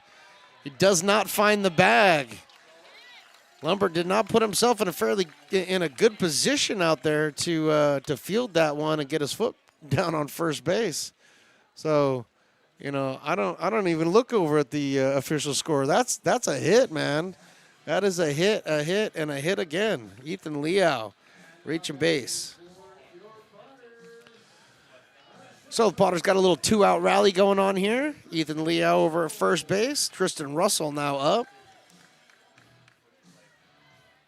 Tristan doubled in the second and got out of the way of that one. I'm not sure how Ethan Liao is going to scoot on down to second base. Pass ball. Vanderwall unable to keep that one close enough in front of him to keep Liao from advancing. So now Ethan's out there at second base. King's got 2 outs here. And Russell fouls this one, tries to take his first base coach out. First base coach is wise. I think they may have been learning from the Stevens crew the whole time. You don't field those, dude. If you're out there, you don't field them. Because if you don't make a play, you look pretty bad, man. Just let it go. Let it go. Actually, I remember JP making some pretty good plays. 1-1 down low. 2-1. Okay, maybe I remember making a good play or two. I'm not going to say a bunch of good plays.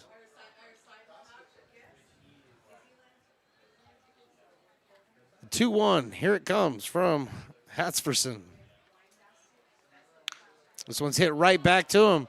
Gets a glove on it, knocks it down, throws it over to first base, and gets the 3rd out. Now we'll head to the bottom of the 5th. Potters still lead this one 2-1. American River College is a top-tier community college sports program that provides student-athletes with the opportunity to thrive both athletically and academically. ARC Athletics is currently ranked 5th in the state and 2nd in Northern California. With over 19 sports programs, our athletes compete with the region's best athletes.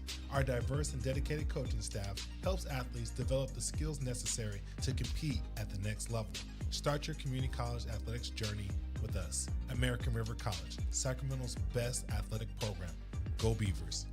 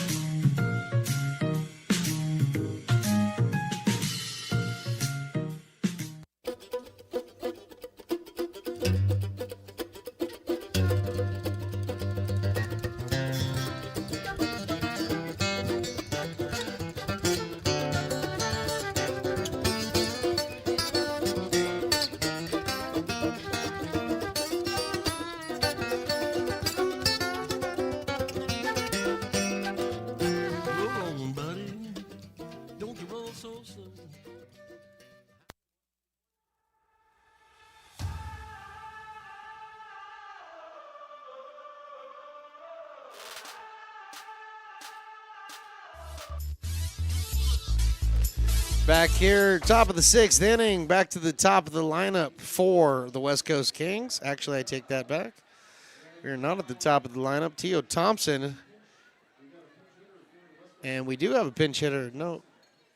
Yeah, we don't. No, that's not a pinch hitter. Tio Thompson's in the second spot. He has been. So Tio Thompson taking his third at-bat of the evening. Willie, I think Willie actually fooled the umpire because the umpire pulled his card out like he's going to have to make a change. But we're all good. He's up there for his third at-bat. Nate Criswell is in there for his second inning of work. We have a lot of fun here. This is a good time. You can't not have fun here at the ballpark. Criswell 1-1 now. Here's his 1-1 pitch. That's a bit low. 2 balls and 1 strike. Somebody said maybe a pinch hitter on deck. I'm looking over there. Nope, Peyton Richards. That's him. We're good. We're solid. Got some warming up out in the Kings bullpen, though. We'll take a look at that here in a minute. Criswell's next pitch misses just a little bit low. 3-1.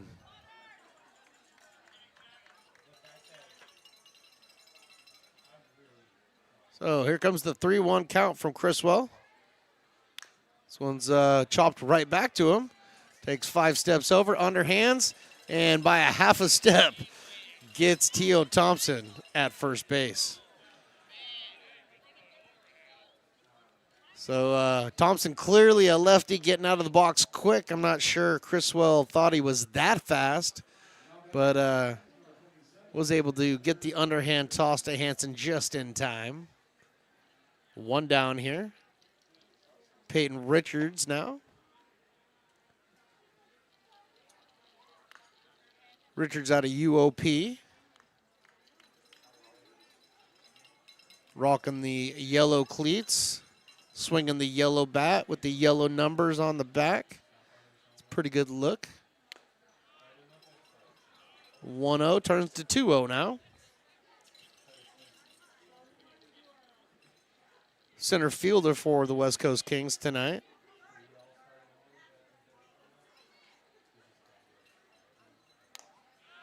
Taken just on the outside part of the plate. Sayonara to the Stevens for now. Go enjoy the game. Get me a beer or enjoy your own. 2-1. Swinging strike 2. Nice 80-mile-an-hour off speed. Change up, fooled Peyton Richards. Had him out in front of that one. Tried to back it up, and he does. Catches enough of the strike zone. Caught Peyton Richards looking for a strikeout. 2 down here in the 6th. Second strikeout for Criswell on his evening. Going to bring up Vince Vanderwall.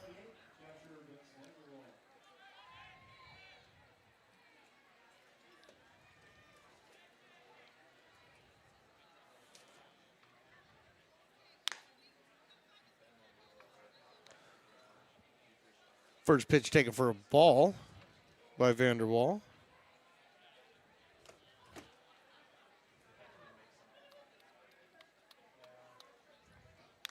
Next one fouled off to the screen. And right back to Belding. They swapped out the ball anyway, but ball hit the back fence and one hop Belding. 1-1 pitch, here it is. That's in there for a strike. 1 ball, 2 strikes, 78-mile-an-hour curveball. Criswell's been using it to perfection. So the lefty Vanderwall stands in there, open stance, 1-2. Popped up. This is on the infield, but this looks like it'll get out of play, and it does. And it gets out of the stadium, so that's a good thing. 1-2. You know, I forget that it's Star Wars night until something like that happens, and then Willie plays the lightsaber sounds. And then I look around and went, oh, yeah, that's why all these people are dressed in Star Wars stuff. The 1-2 pitch, swing and strike 3 on Vanderwall. Third strikeout of the evening for Criswell, heading to the bottom of the 6th. Potters lead 2-1. Hey, Potters fans, want to keep restoring and renovating historic McBean Stadium? Now you can become a member of Friends of McBean. Annual membership start at $50. Become a member now at friendsofmcbean.org. When it comes to your home's maintenance and repairs, Jeffers Resource Group has you covered.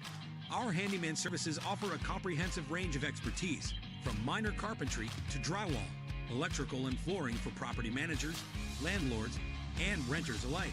We ensure that every job is completed to the highest standards, so you can have peace of mind. Contact us today to discover how Jeffers Resource Group can help keep your home in top shape.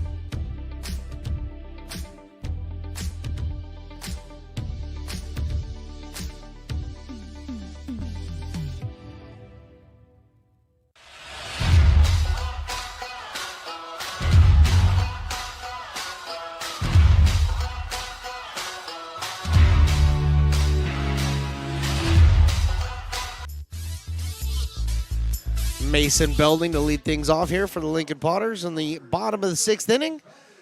Facing Dylan Hatsferson in his 3rd inning of work, and he fouls this one off over towards the bullpen of King's Activity currently. There's a baseball and I think maybe a hacky sack and a stretching machine. So they got it going on in the bullpen for the Kings right now. But Havertson still on the mound. His 0-1 is taken outside for a ball. 1-1. Havertson is he was hiding that fastball for a while. He's throwing nothing but 80, 81 mile an hour off speed, and then started pumping the fastball up just like that at 87 miles an hour. So Belding in there. Behind in the count 1-2. Kenny Winters to follow.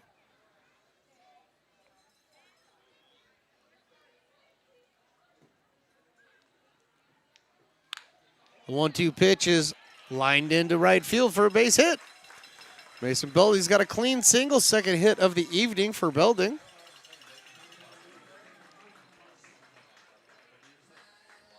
It's going to bring up Kenny Winters. Winters grounded out in the 2nd and the 3rd inning. So now he's here up in the 6th trying to do some damage. At worst, get Belding into scoring position. right now. Halfterson is out of the stretch for the first time. The first pitch that Winter sees, he fouls off.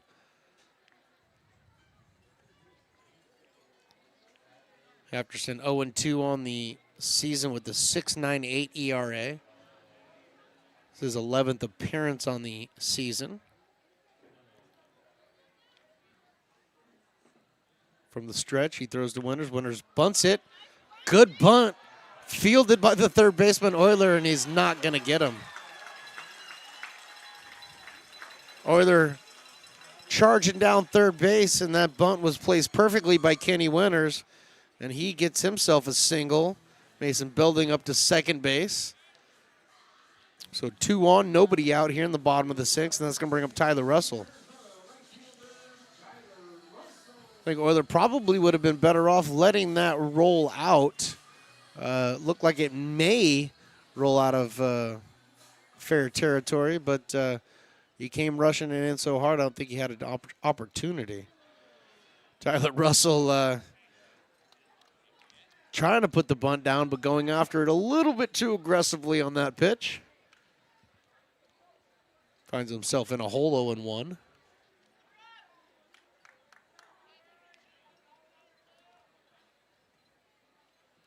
Halfterson's next pitch is bunted to third base, but it is foul.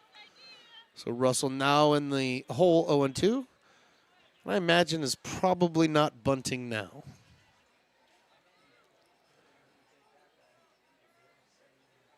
Halfterson's numbers on the year, 19 1/3 innings pitched, 20 strikeouts against 6 walks.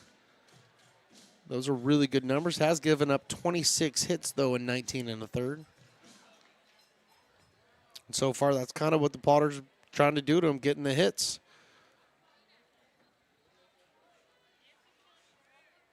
Here comes the 0-2 to Tyler Russell. Swinging strike 3. So Russell goes out on strikes. Third strikeout for Halfterson here in his 3rd inning of work.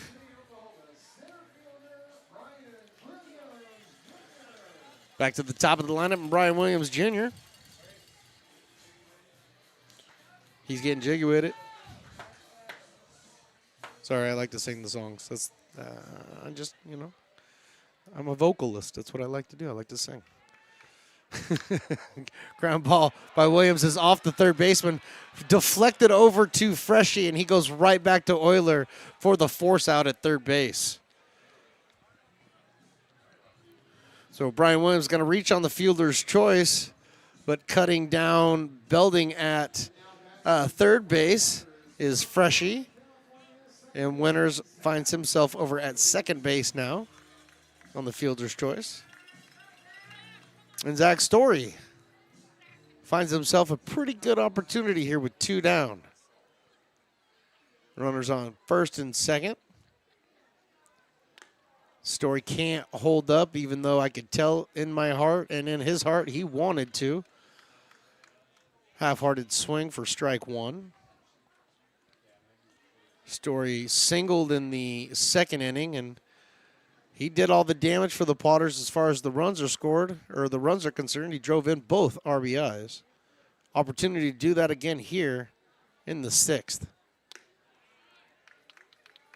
Outside for a ball, 1-1 now the count. Defensively, Wilford was replaced by Lee in the 5th inning out in left field, and Stewart replaced Lumbert over at first base for the Kings in the 5th.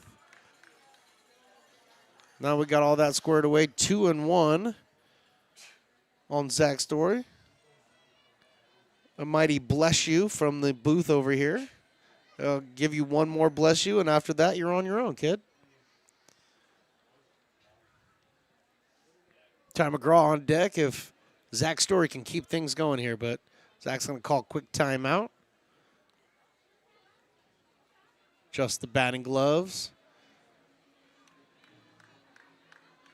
Not the Nomar Garcia Parra adjustment of the batting gloves, but he adjusts them. The Nomar. 2-1, here it is. 3-1. So an easy take for Zach Story. Got himself in a tremendous hitters count. 3-1. Story pick a pitch right where he wants it. If he sees it, he drives it. Here comes the 3-1. Inside ball 4. Throw down to third, doesn't matter because Zach Story draws the walk. First walk issued by Halfterson so far tonight. But that's going to load the bases up for one of the heavy hitters for the Lincoln Potters. And they got a couple of them, but right now it's Ty McGraw's turn, the DH tonight. He came in batting for the season, .401. So this guy can hit, and he launches one to center field. This was high and deep, turning the center fielder all around it. One hops the wall. 2 runs have scored. 3 runs have scored. Ty McGraw, 3-run double. Potters lead 5-1.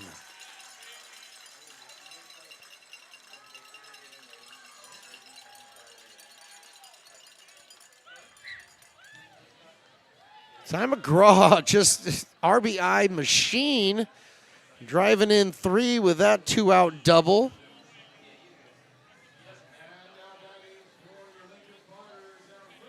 That had the Cowboys going. The crowd was pumping. The excitement just, it's hard to quell the excitement when the Potters keep swinging the way they are. Jason Hansen is now up. Takes a strike. 77 mile an hour. Hansen 0 for 3 on the night, so he's ready to do damage here. He's got an RBI opportunity out there at second base in Ty McGraw right now.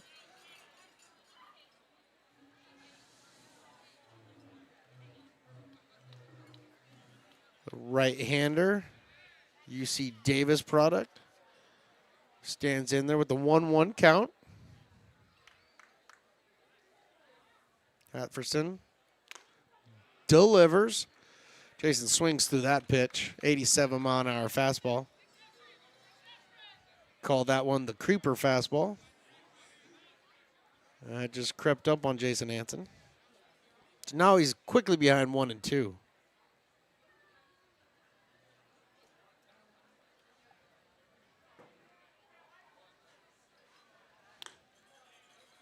Two and 2 now. Counts all evened up. A little bit of activity, just stretching going on in the Potters pen. Nothing happening over in the Kings pen.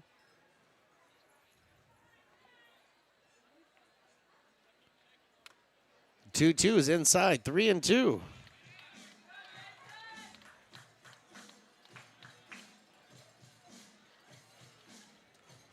Potters with a 5-1 lead here on fireworks night, Star Wars night from the Bean.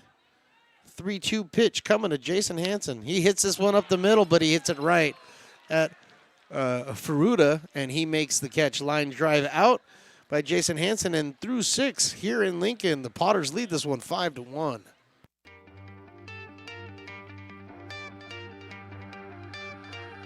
Gooseport Public House. We have sports on 10 big screen TVs, 23 beer taps with classics and crafts, a full bar with creative craft mixed drinks, live music, and most importantly, great fresh food. In downtown Roseville off Vernon Street. Only 15 minutes from the ballpark. See ya at Gooseport.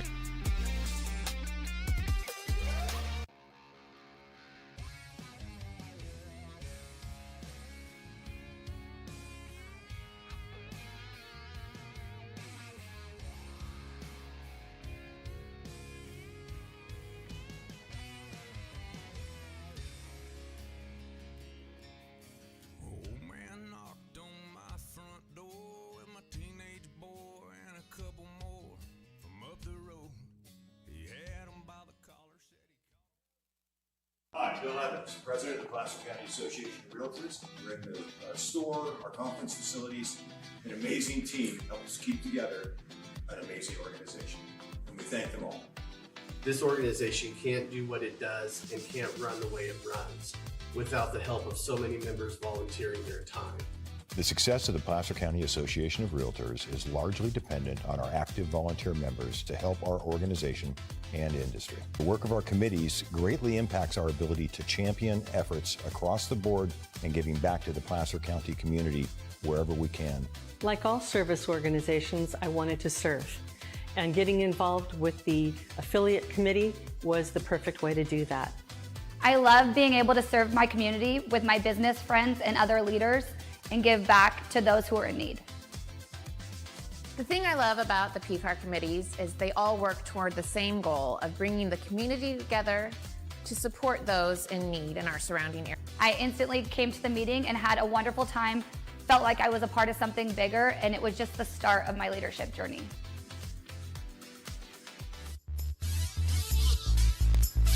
Back here, top of the 7th, got a new pitcher, Nick Bronzini, on the mound for the Potters, a lefty.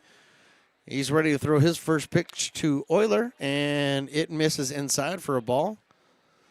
Nick Bronzini coming in. San Ramon, California, the hometown of Bronzini. Arkansas Little Rock is where he attends college. And the lefty kicks, and he has one hit right up underneath his feet for a base hit into center field. So Euler gets his first hit of the evening after striking out in his first 2 plate appearances. He's going to put a runner on for the West Coast Kings here in the top of the 7th. Jake Lyle now due up. We're going to start checking numbers for most of the hitters now, just in case they try to sneak in a pinch hitter. But Jake Lyle now due up. Singled his last at bat in the 5th. And he takes a strike. Nick Bronzini, 9th appearance on the season. 9 1/3 innings pitched, 14 strikeouts, 15 walks. So Bronzini's had a bit of an issue as far as control is concerned. See what he's got in this outing for the Potters.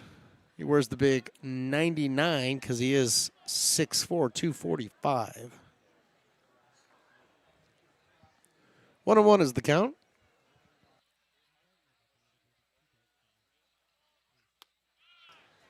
Next pitch is in there for a strike. 1-2.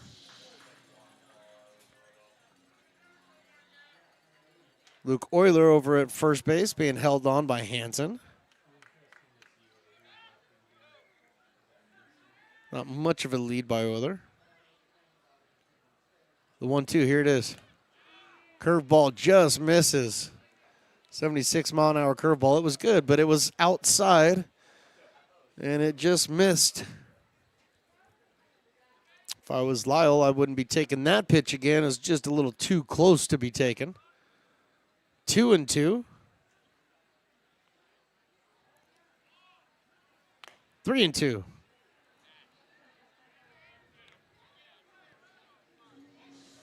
So Luke Euler at first base. Potters lead this one 5-1 after putting 3 up in the bottom of the 6th. Ty McGraw's bases clearing double. That one's taken low and outside for a ball. So a single and a walk to start the outing for Nick Bronzini. And with nobody down here, Kevin Ferruta is coming on up. And then before we get there, Mason Belding's going to have a quick conversation. So is Jason Hansen. I'm going to go out and talk to Bronzini. Make sure everybody's feeling good. Absolutely gorgeous pictures being brought to us by the tremendous engineering skills of Riley the engineer. Even though he's almost asleep. No, I'm just kidding.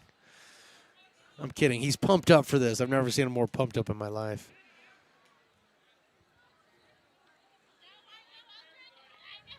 So Ferruta stands in there.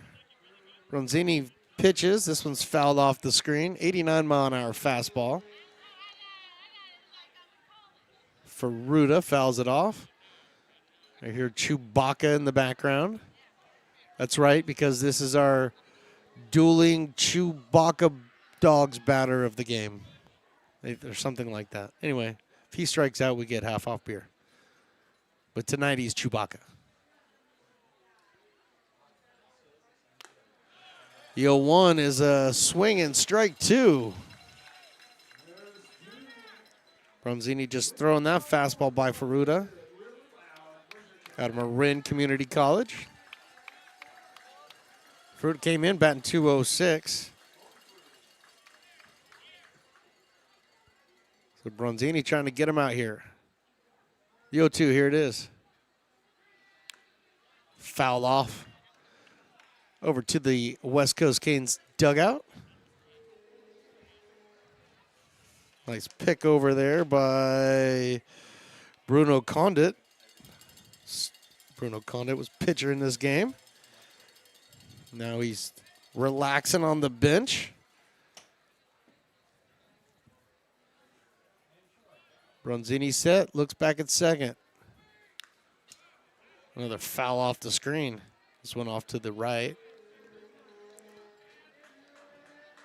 Ooh, Chewy's really letting him have it now. So I understand that Chewy speaks his own language. Does anybody have like a dictionary for Chewy? And do we know if what he's saying are things that should be said to this crowd? I mean, we can't, can't regulate if we don't know the language. 0-2 pitch is high for a ball, 1-2.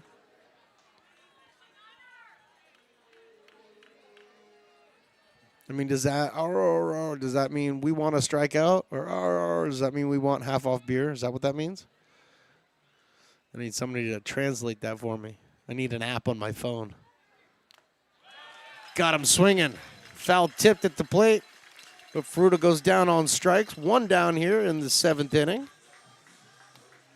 First strikeout for Bronzini.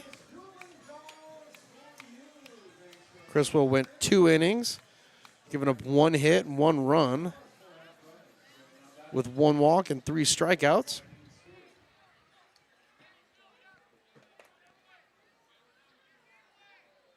Joaquin Stewart now.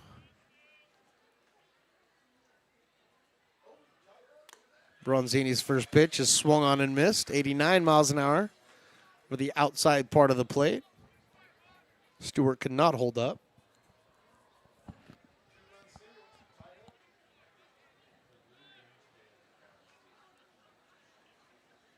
Bronzini got runners at first and second. And he delivers outside. Good catch by Belding. 89 mile an hour fastball. Oh, got on him a little quicker than I think he expected.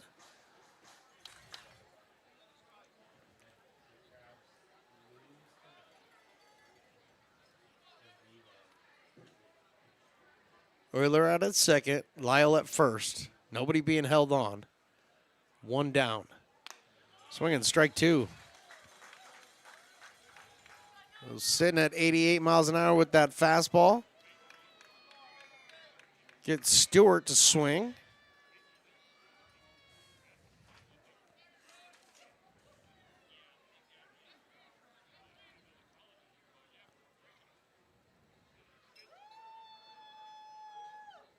One, 2.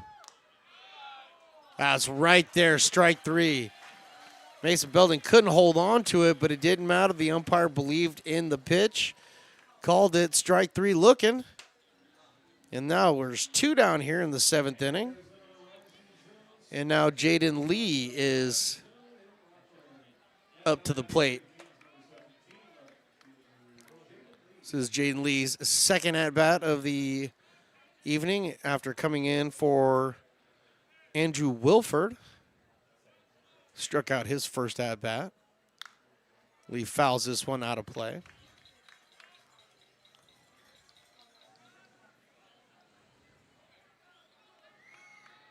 Lee out of the University of San Diego.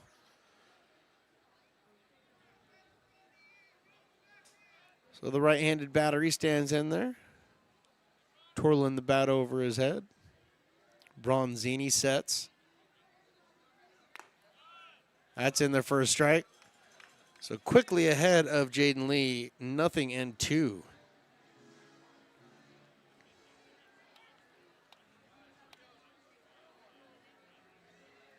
Bronzini gave up the single, then a walk, and then back-to-back strikeouts here.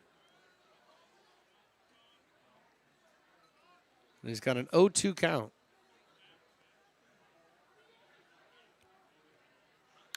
This one is a grounder up the middle, coming into Story, unable to field it cleanly. The ball is kicked around in the middle of the infield, but Bronzini was there and was able to scoop that one up. So look at the official score over there and see what he says. And he's going to give that a single to Jaden Lee. So Jaden Lee gets a single. Now the bases are loaded for the top of the order and Dario Freschi. So Dario's fourth at-bat of the evening. He's 0 for 3 up to this point. 258 hitter on the year with the bases loaded. And he takes that curveball in there for a strike. Nice breaking pitch there by Bronzini. He's able to pour that one in there for strike one.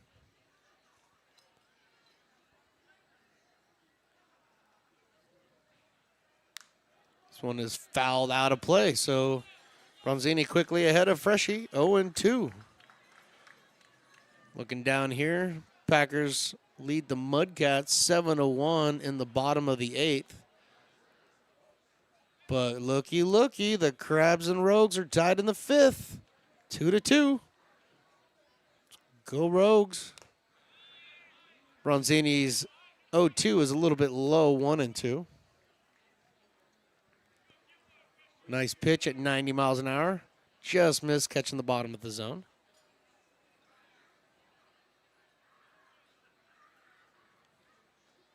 There's a man with a hot dog. Good man. The 1-2 is a line drive into center field. Up with it is Brian Williams. He gets it in, 2-run score. And the Kings now trail this one 5-3. So the single by Freschi drives in 2. Coming in to scores Euler and Lyle. And on the hit, Jaden Lee finds himself over at third base. Still with 2 down here. Thompson, 1 for 3 on the evening. Lefty got a little bit of speed, showed it in his last at-bat. Almost beaten out the slow roller back to the pitcher.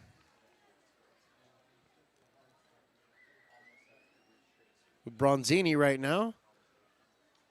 He's got 2 down here. Runners on first and third. And a 1-1 count now to Thompson.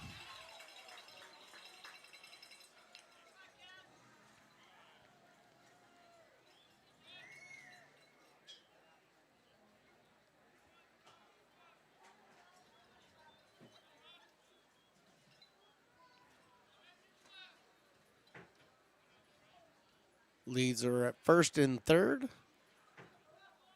Here comes the pitch. Off the outside part of the plate, 2-1.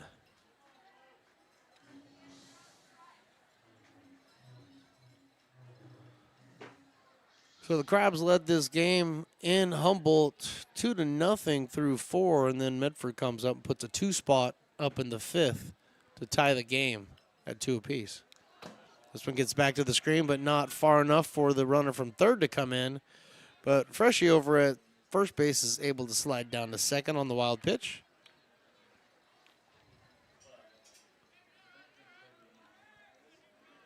And now Bronzini is in a bit of a tough spot. 3-1 now. Runners on second and third with 2 down.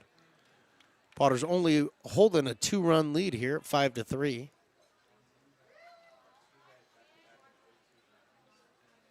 3-1 pitch, here it is. Catches the corner. And Thompson did not agree with that. He still doesn't agree with it. He tossed the bat aside. Goes back, picks it up. Has yet to look at the umpire the entire time. And because he didn't agree with it, he's ready to go. 3-2.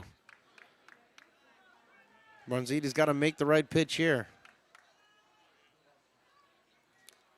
Down low, ball 4. Thompson taking off all the stuff and throwing it with a little bit more fervor than he did the first time. But he draws the walk. Bases are loaded once again. And Peyton Richards now coming up.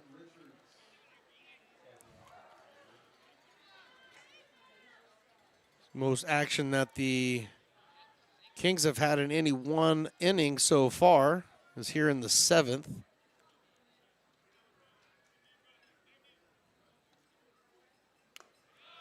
Bases loaded, 2 down here, and Peyton Richards takes that first pitch in there for a strike. Peyton Richards, 276 on the year. 0 for 3 on the day. What a dangerous hitter from the left-hand side. Bronzini's going to have to be careful. Here's the 0-1. And the 0-1 hits him. The 0-1 hits him, hit by a pitch, driving in a run. The game is now 5-4.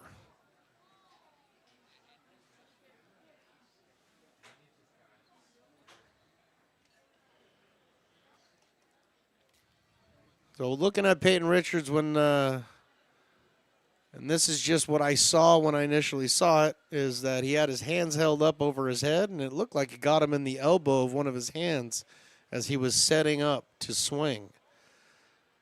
And that's what I saw. I'm going to be looking at the replay for it to see exactly what happened there. But we do hope that Peyton's okay, and he is getting up. And it did look, it looked like it got him maybe in the lead elbow or tricep or somewhere in that vicinity. But as he was kind of getting his swing started, it had his hands above his head, and Bronzini just got him. And Eli Garcia is making the slow walk out from his position.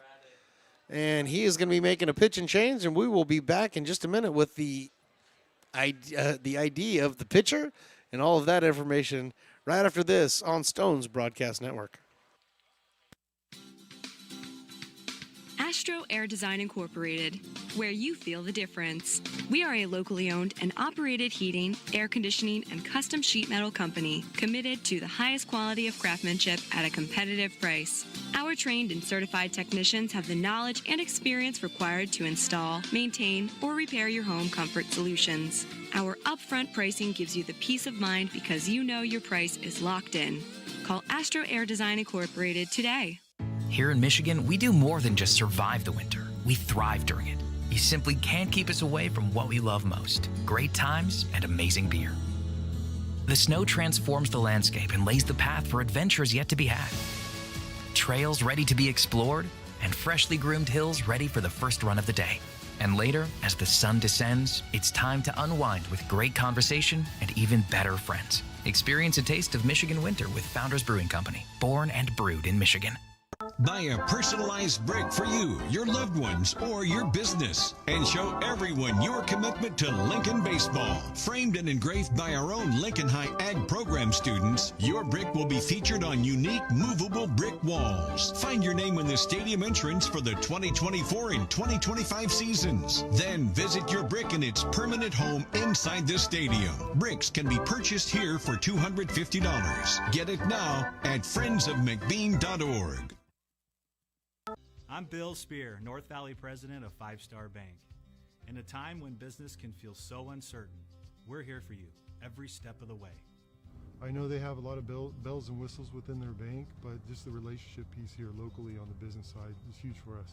5 Star treats us like we're number one. They're right there with suggestions, with help. So I have to bank with people that have our mission in mind. We're 5 Star Bank. How can we help you? Dawson Raddick now on the mound for the Lincoln Potters in relief of Nick Bronzini.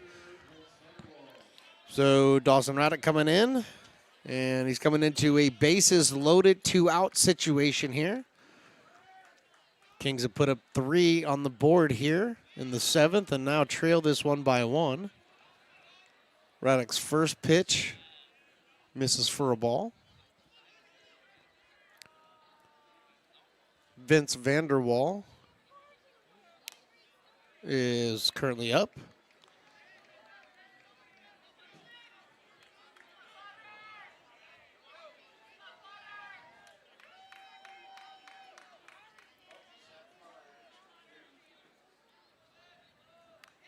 One's fouled off to the screen right at the cameras, and we don't like that. So looking at a 1-ball and 2-ball and 1 strike on Vanderwall. Raddick's next pitch is fouled out of play over towards the grassy berm. Scattered a bunch of people. Didn't look anybody got hurt. And the ball has been picked up by a kid. So everybody's happy. Richards at first. Thompson at second. Freshie at third. Pitch by Dawson Raddick. Missed outside, but the crowd wanted it. They really wanted it. You heard the oh, but it missed. 3-2. Full count, bases loaded. Swinging, strike 3. Vanderwall goes down on strikes for the 3rd time tonight. But the Kings put up 3, and after 7.5, the Potters lead it by 1.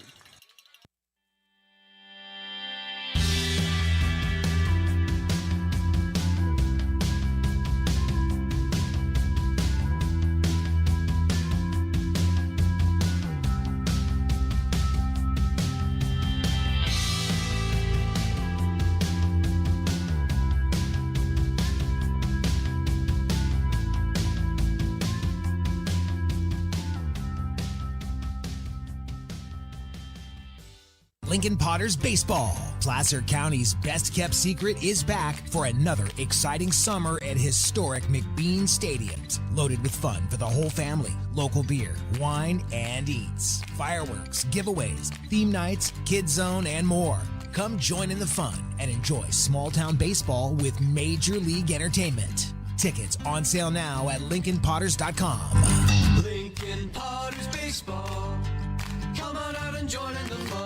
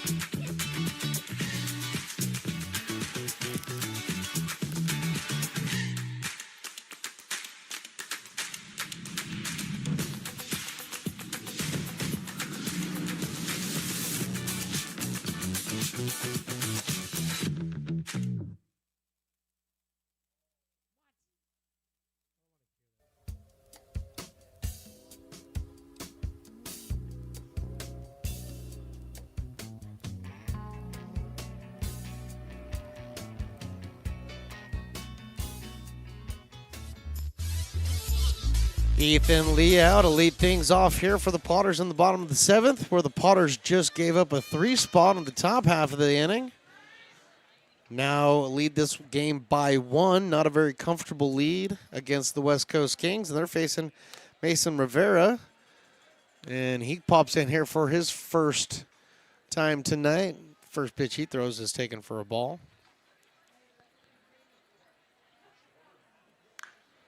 This one is hit over to third base, fielded by Euler. Fired over to first base for the first out.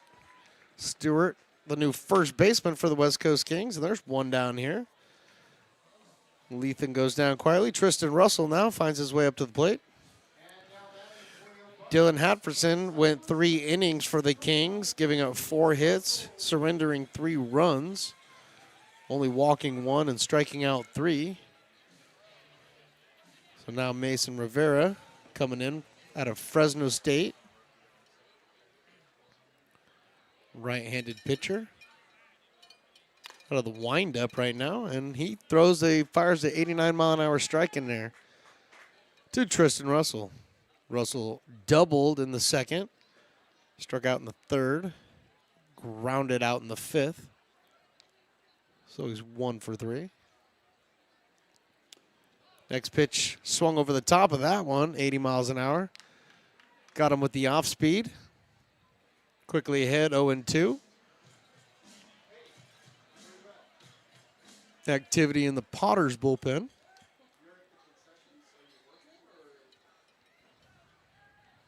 The 0-2 got Tristan Russell swinging. So 2 quick outs here to start the bottom of the 7th inning. And it's going to bring up Mason Belding.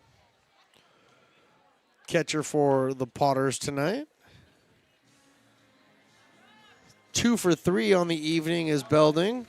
Doubled in the third. Singled in his last at bat. He did strike out in the second.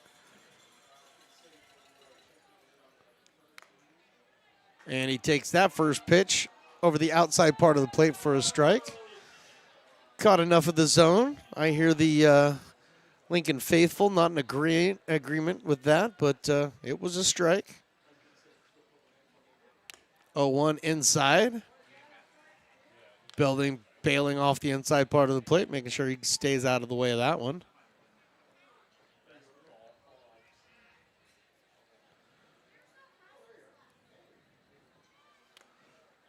Next pitch is low and inside for a ball, 2-1.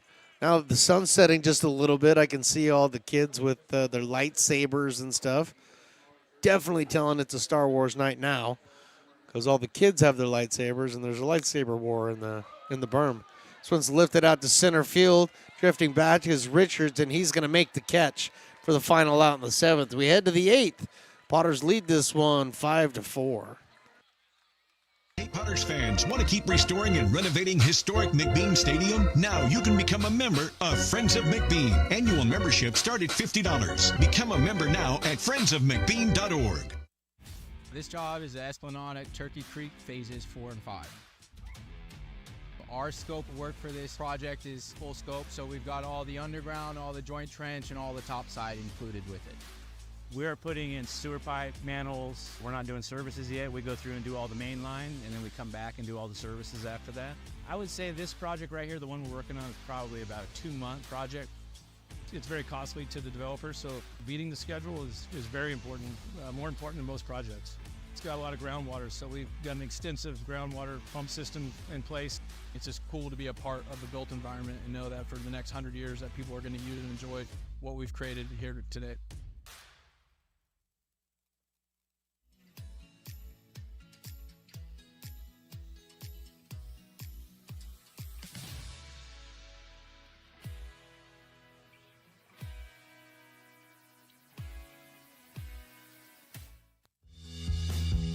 If you're in need of a seasoned DUI attorney, contact the law office of Samuel D. Burns Incorporated. We are familiar with the laws surrounding your case, and we will work diligently to minimize the negative impact following a DUI charge. With a proven track record, Sam Burns works on your behalf to provide a positive outcome. He's been able to save his clients' driver's licenses and negotiate more favorable terms. Visit our website.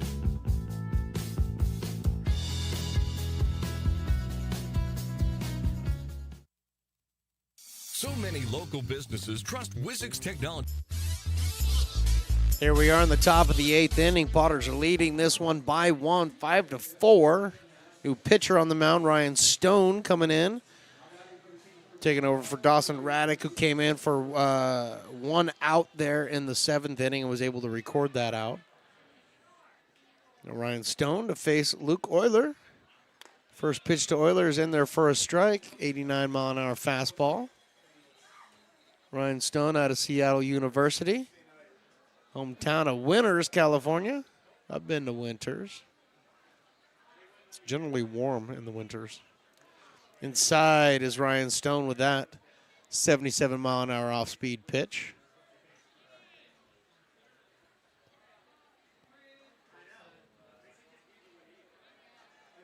So 1-1 now on Euler. Euler drives this one out into right center field. This one's hit pretty well, but Brian Williams tracks her down and puts her away for the first out.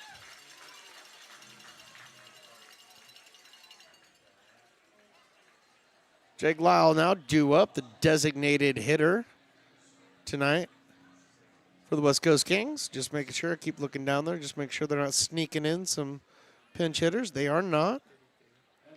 Lyle is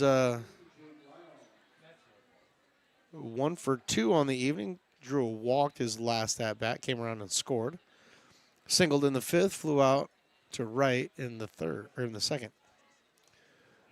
First pitch that Stone throws him is an off-speed pitch, low and outside.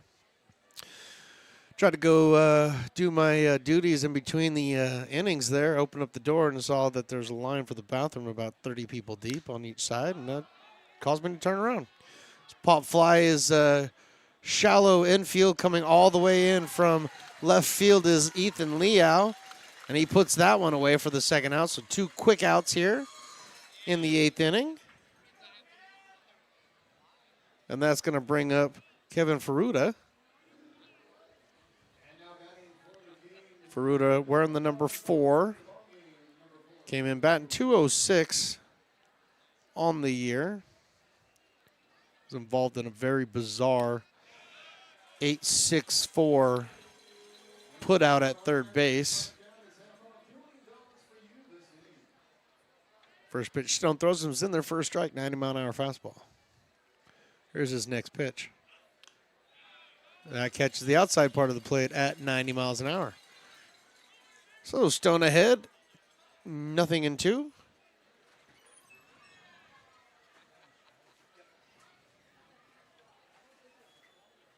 Here comes the 0-2. Stone throws, fouled off by Ferruta.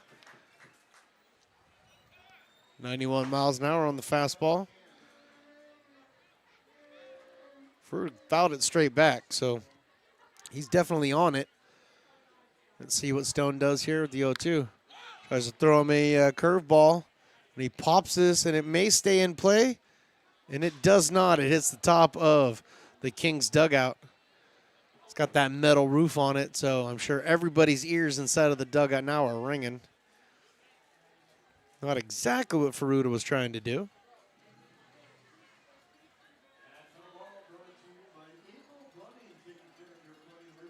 But he makes it back up to the dish, picks his bat up, and he's ready to rock and roll.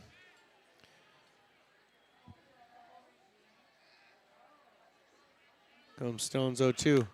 And this one is chopped over to third base, picked up, fired over to first, not in time. The speed of Ferruta was able to beat that one out. Winters was playing fairly deep at third base, so he had to come in quite a ways to get that one. It just wasn't hit hard enough. And Ferruta legs himself a single. So Ferruta's over there at first base with 2 down here, and Joaquin Stewart. Joaquin Stewart's got a walk and a strikeout on his night.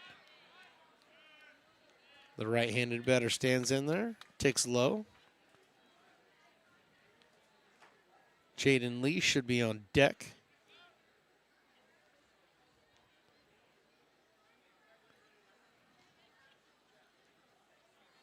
Stone's 1-0 is hit past the dive of Story at second base and into right field for a single. Wasn't hit hard enough for Ferruta to go any further than second base, but runners on first and second now. Back-to-back hits for the Kings. And Jaden Lee now finds himself up at the plate.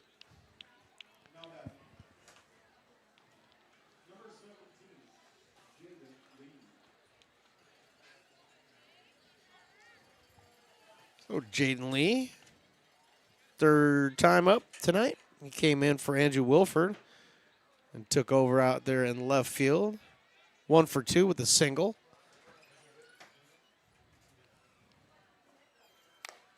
The first pitch that Stone throws him is a bit high.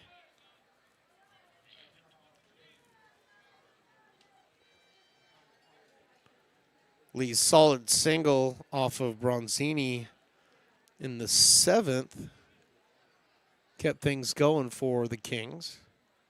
Right now, Stone is trying to stop that.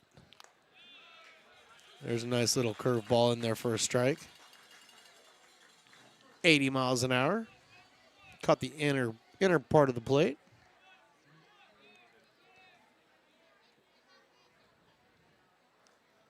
Potter's got a 1-run lead here. Top of the 8th. This one's grounded over and past the second baseman and into right field. 1 run is going to come in, and that's going to tie the game up. So Jaden Lee comes through with a single, and he drives in a run. And now this game is tied at 5.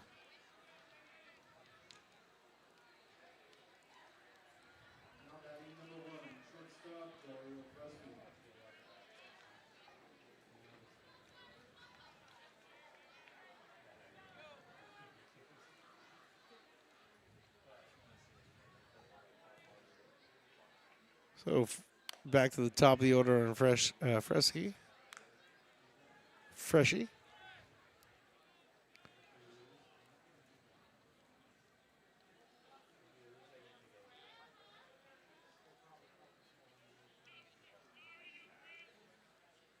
The 1-0 pitch, here it comes. Swinging, strike 1.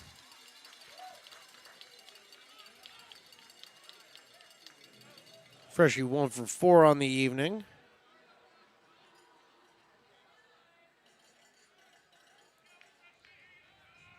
Freshie also has 2 RBI from the 7th, so you got to make sure to keep him in check. Fouls this one off the plate, or fouls this one in front of him, and it gets out of play. So he's behind in the count now, 1 ball and 2 strikes. Potters want to put a stop to this right here, right now, because I don't want to tell you what I'm seeing in the bottom of the 5th in Arcata. This one is chopped over to first base. Hansen holds back, fields it cleanly, and steps on the bag for the final out, but not before the Kings score 1 and tie this game at 5. Lincoln provides all the charm of a small town, yet still provides access to excellent local medical care. At Lincoln Urgent Care, you can find expert services and a compassionate staff available 7 days a week. A friendly front desk staff will welcome you when you come into our brand new facility. Your wait time will be minimal at our walk-in clinic, unlike the emergency room. From broken bones and lacerations to allergies, flu shots, and illnesses, we treat a variety of urgent medical conditions. What sets us apart is not just our central location in Lincoln, but the convenience of our extended hours, including weekends. We've become Lincoln's first choice for urgent care because we treat patients of all ages for a variety of conditions and take most insurances. We're proud to be an approved provider for veterans and welcome in our military patients. From our family to yours, we're here when you need us.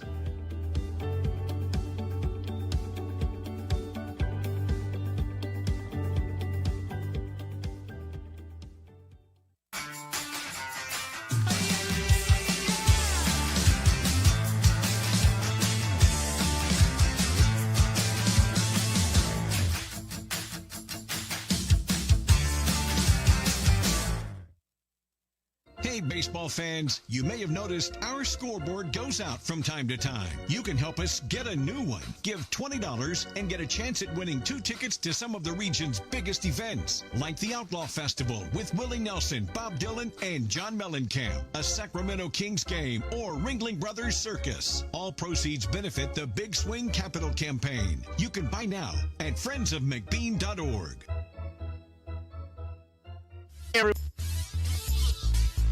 Back here in the bottom of the 8th inning, Potters and Kings now tied at 5. And there has not been good news coming out of the Healdsburg game. We'll go back here and check this again. But right now, the Crabs have a 7-2 lead over the Rogues. There's a shot out into right field, but that's going to get out of play by Kenny Winters.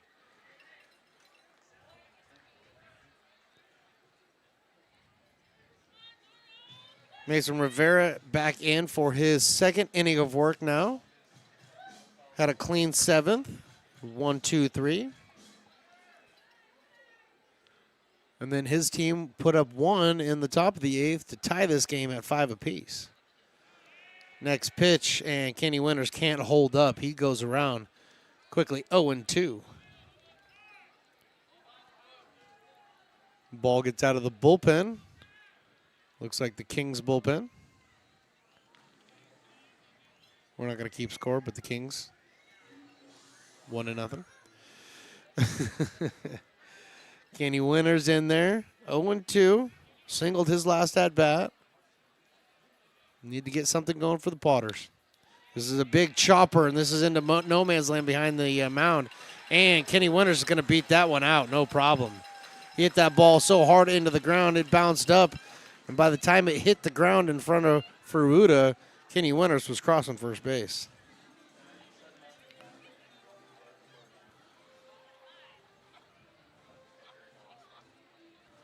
So I know it says 97 off the bat, but I'm not sure how they could determine that because it only went about 3 feet in front of him.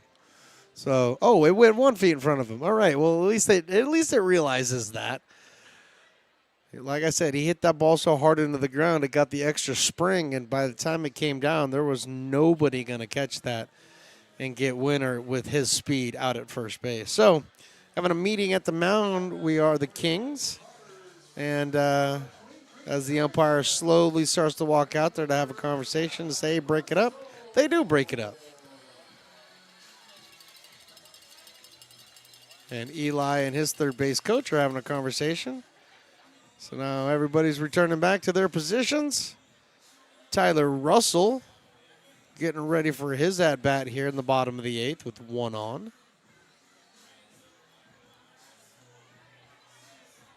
Bottom of the 5th in Humboldt. Crabs lead 7-2.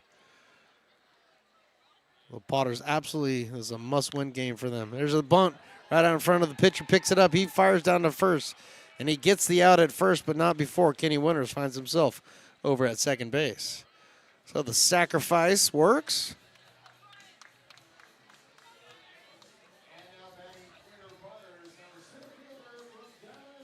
Executed to perfection. Tyler Russell's bunt getting Kenny Winters over. And now Brian Williams Jr. is due up, and Eli Garcia. I have a quick conversation with Brian Williams Jr. And Vanderwall decides, you know what? All right, you guys are going to talk. I'm going to go talk to my pitcher. So Vanderwall goes out and talks to Rivera. Now Brian Williams Jr. and Eli, they're done.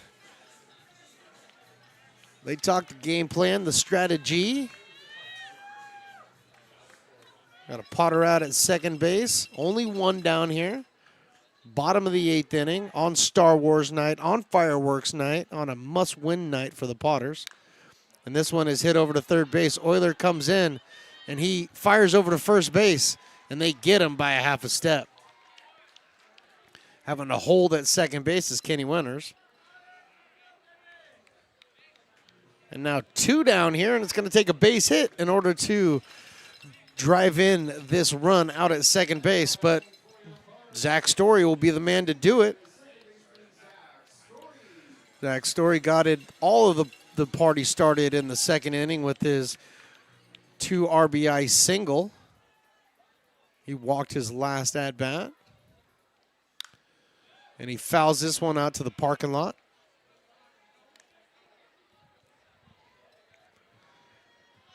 Zach Story playing a really nice second base tonight for the Potters. Got a UC Davis. The righty stands in. And he swings, and this one's lifted out into center field, but it looks like Richards has got a beat on it. Wind blowing it around, but he's able to square up and catch it for the final out in the 8th. We go to the 9th. Tie game, 5-5. American River College is a top-tier community college sports program that provides student-athletes with the opportunity to thrive both athletically and academically. ARC Athletics is currently ranked 5th in the state and 2nd in Northern California. With over 19 sports programs, our athletes compete with the region's best athletes. Our diverse and dedicated coaching staff helps athletes develop the skills necessary to compete at the next level. Start your community college athletics journey with us. American River College, Sacramento's best athletic program. Go Beavers.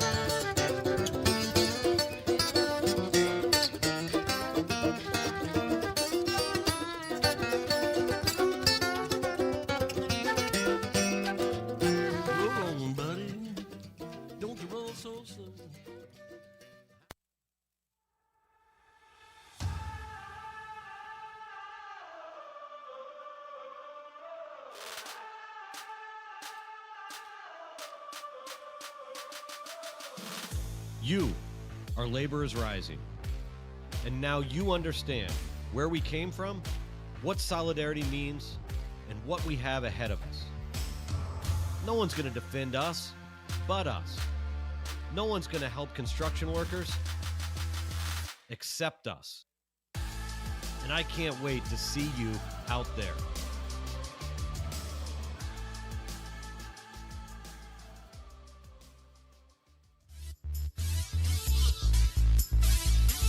Top of the ninth inning for the Lincoln Potters and the West Coast Kings. West Coast Kings do up T.O. Thompson, Peyton Richards, and Vince Vanderwall coming in to face Evan Williams. Evan Williams, essentially the closer for the Lincoln Potters this year. This is his 16th appearance. So that's 7 saves on the year, 16 innings, 33 strikeouts versus 3 walks, and only 11 hits. So Evan Williams on there to deal, and he starts dealing at 87 miles an hour. Strike to T.O. Thompson, Ohlone College. 1 for 3 so far on the evening. And he takes the next pitch on the outside part of the plate for a strike as well. Quickly behind, 0-2.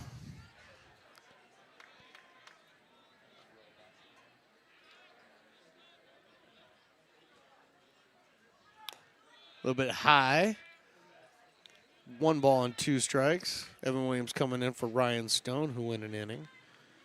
He gave up a run on 3 hits. Got him swinging. T.O. Thompson goes down on strikes.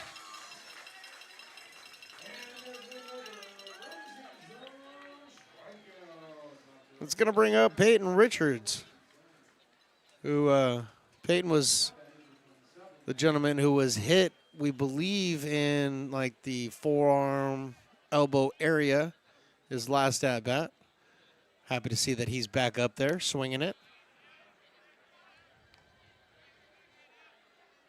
Evan Williams' first pitch is taken for a ball.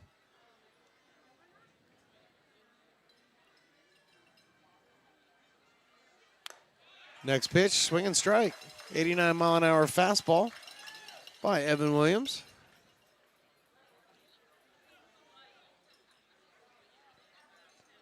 One and one now the count.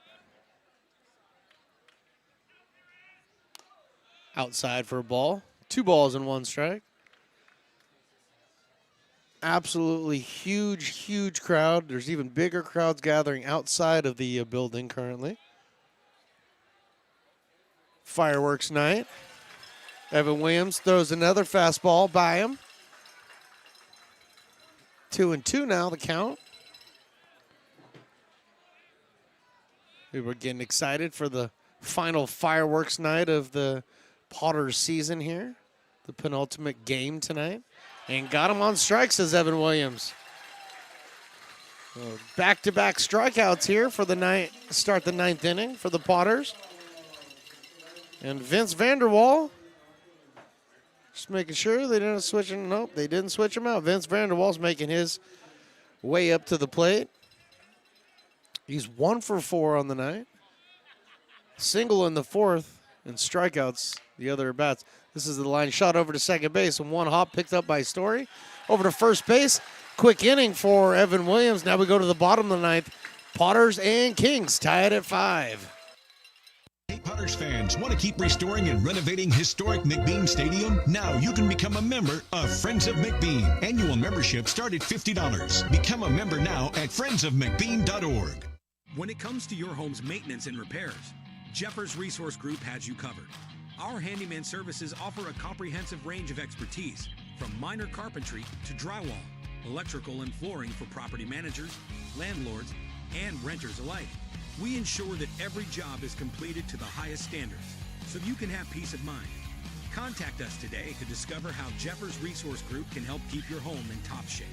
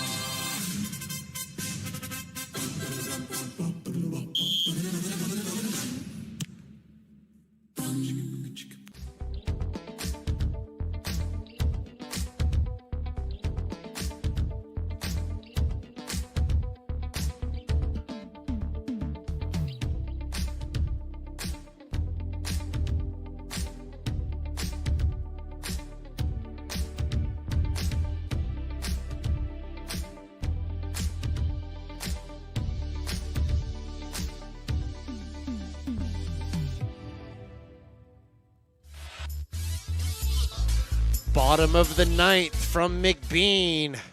Such a very important game for the Potters, man. And they've got the right people leading off. Ty McGraw leading off. Jason Hansen to follow. Ethan Liao. 3, 4, and 5 hitters for the Lincoln Potters tonight. Mason Rivera back in here for his third inning of work. He's been very good through the first two. Only giving up 1 hit on 1 strikeout. But right now, Ty McGraw takes that first pitch for a ball.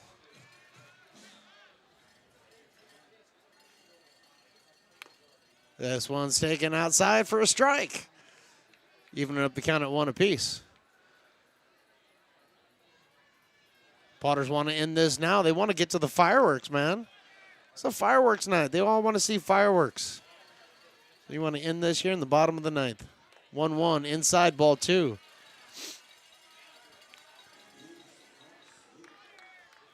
No activity in either bullpen at this point. So it's Rivera versus McGraw. Righty versus lefty. Here's the 2-1. This one is lifted into left field. Lee circling around out there. The wind's blowing a bit, and he's able to make the catch for the first out here in the ninth.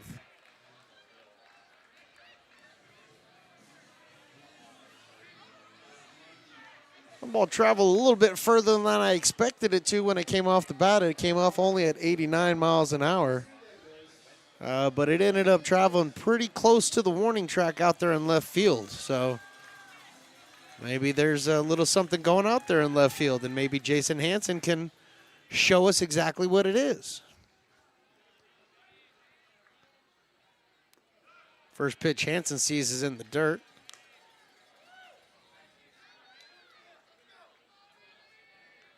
Hansen 0 for 4 tonight.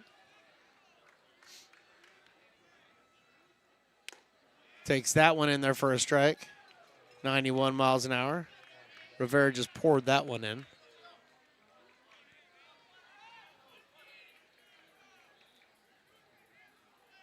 Here comes the 1-1. It's chopped at the plate. And over to the Kings dugout. So Hansen behind now. 1 ball, 2 strikes. Potters fans starting to get fired up. They want to see some fireworks here. And the fireworks they want to see after the game when the Potters win.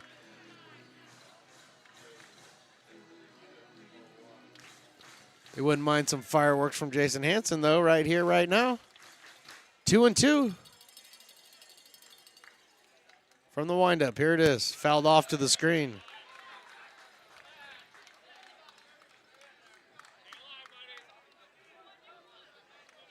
Stays right at 2-2.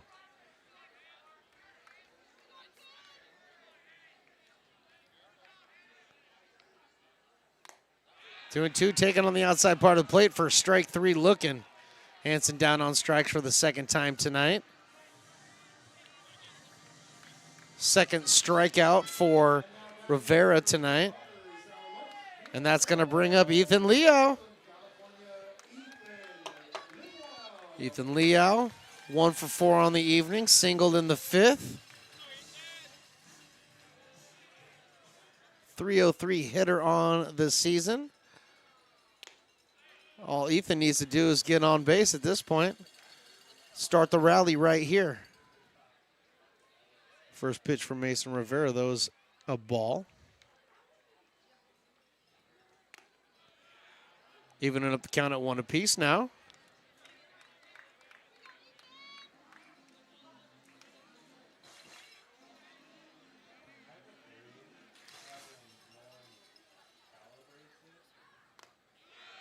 Ethan falls behind in the count now, 1-2. But at 1,700 umps here in the building, none of them believe that that was the call. The only one that matters is behind the plate. Tries to get the fastball in there, but does not. 2-2 the count.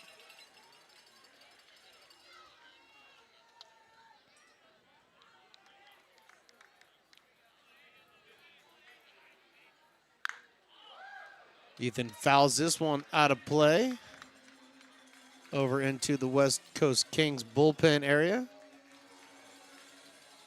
Andrew Wilford running after it feverishly out into the out into the bullpen. Here comes the 2-2. Got him swinging. So we're head to extras here in Lincoln. The Kings and the Potters tied at 5.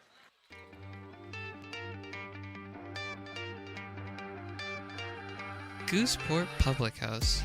We have sports on 10 big screen TVs, 23 beer taps with classics and crafts, a full bar with creative craft mixed drinks, live music, and most importantly, great fresh food. In downtown Roseville off Vernon Street, only 15 minutes from the ballpark. See ya at Gooseport.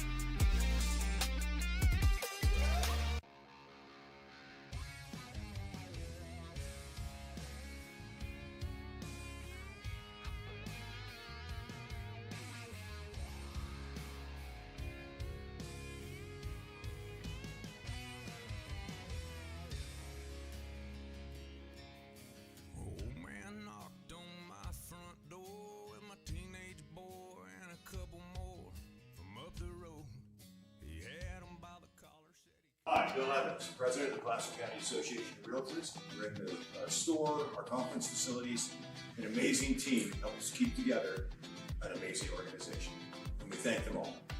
This organization can't do what it does and can't run the way it runs without the help of so many members volunteering their time.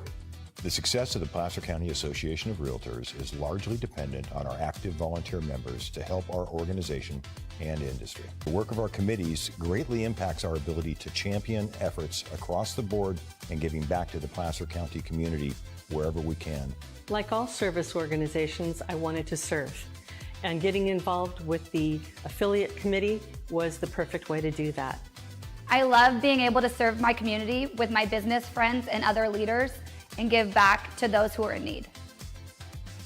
The thing I love about the PCAR committees is they all work toward the same goal of bringing the community together to support those in need in our surrounding area. I instantly came to the meeting and had a wonderful time, felt like I was a part of something bigger, and it was just the start of my leadership journey.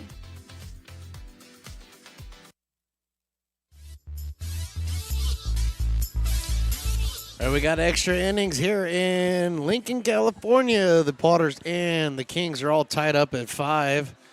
And we will use the international extra inning rules, runner on second base, to get things started. And right now we got a new pitcher on the mound, Peter Jensen, taking over for Evan Williams. Evan clearly went 1 inning, giving up absolutely nothing with 2 strikeouts. So Peter Jensen now due up, and Vince Vanderwall will be out at second base, and the leadoff batter for the 10th inning, Luke Euler. So Luke Euler standing in. Vanderwall out at second base. Peter Jensen coming in, and we are about ready to start the 10th inning.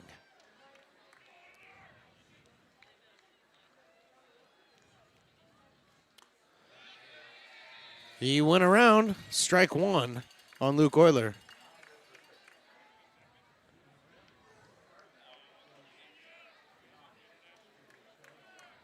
Final up in Healdsburg. Packers won over the Mudcats 7-1. Next pitch is in there for a strike. So no balls, 2 strikes on Luke Euler.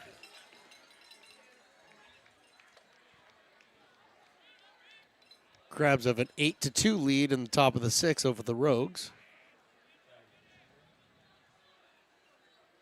This is an absolutely must win for the Potters right here.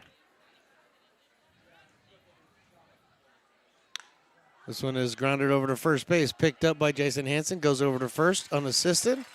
On the play, Vanderwall goes over to third base, 1 down here. That's going to bring up Jake Lyle.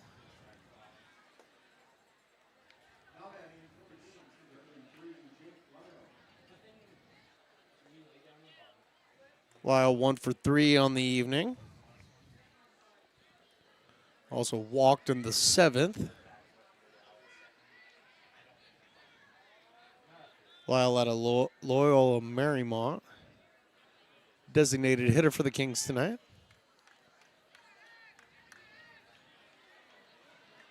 Right now, Peter Jensen's got to focus in on Jake Lyle. Mason Belding behind the dish. Got to make sure he keeps everything in front of him to keep that runner at third. First pitch is fouled off to the screen.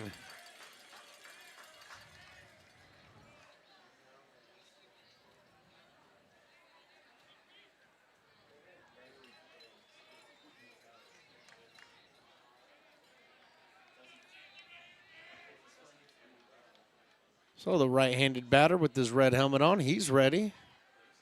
Slightly closed stance. Peter Jensen delivers. This one is grounded out to third base. They're coming home with it. They apply the tag, and he's safe.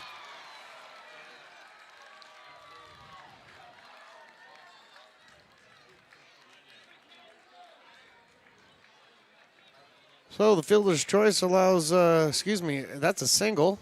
I almost put it as a fielder's choice. Single by Lyle, and that allows Vanderwall to score.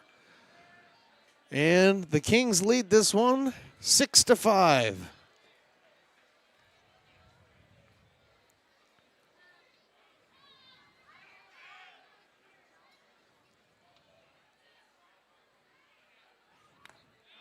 Jensen's first pitch to Ferruda is in there for a strike. Lyle taking his lead over at first base, being held down by Hansen.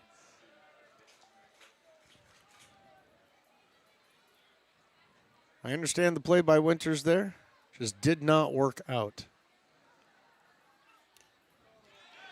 That 0-1 gets past Belding, and that's going to allow Lyle over to second base. So now you give a runner in scoring position for free with only 1 down here. 1-1 now on Ferruda. Joaquin Stewart on deck.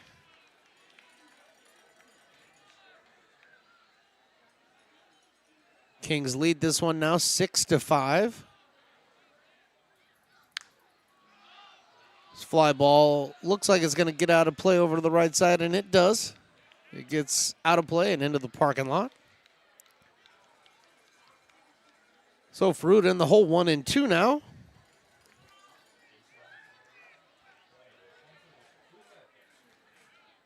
Lyle out there at second base with nobody holding them on.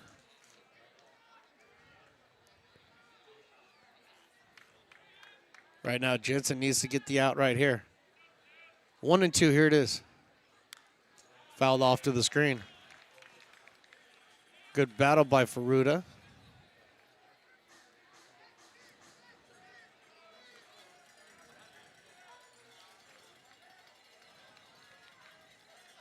The cutest little ball boy ever came out and delivered some baseballs to the umpire. Adorable.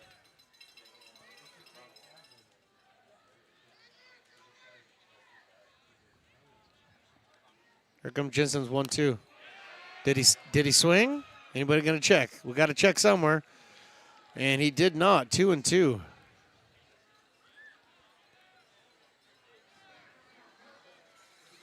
I actually thought the home plate umpire probably had the best look at that of anybody. But he said no swing, so it is no swing. Here comes the 2-2 pitch with one down here, top of the 10th. Strike three. 2 down. So Ferruta strikes out for his second time tonight. And that's going to bring up Joaquin Stewart.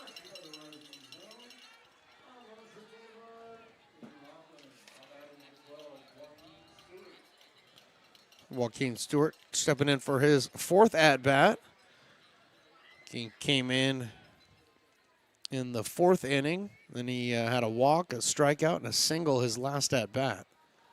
He was 1 for 2. He fouls this one off to the screen. Really nice swing on that 86-mile-an-hour fastball.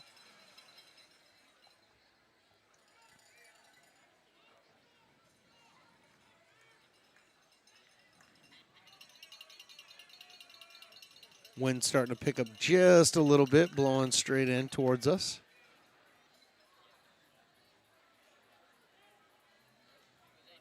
Jensen ready, kicks, deals. Swinging strike 2. He went upstairs with the 84-mile-an-hour pitch. Got Stewart to swing through that one.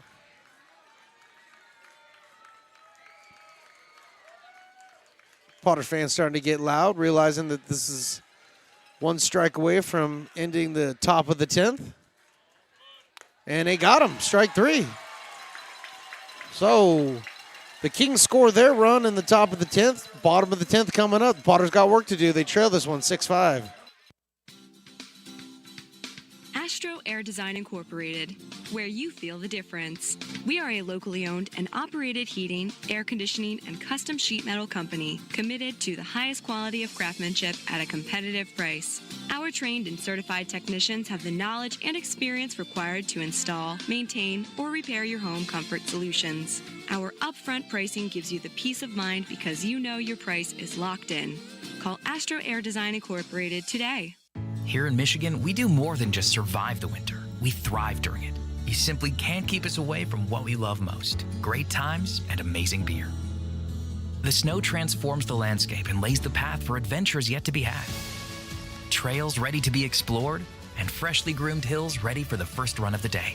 And later, as the sun descends, it's time to unwind with great conversation and even better friends. Experience a taste of Michigan winter with Founders Brewing Company, born and brewed in Michigan.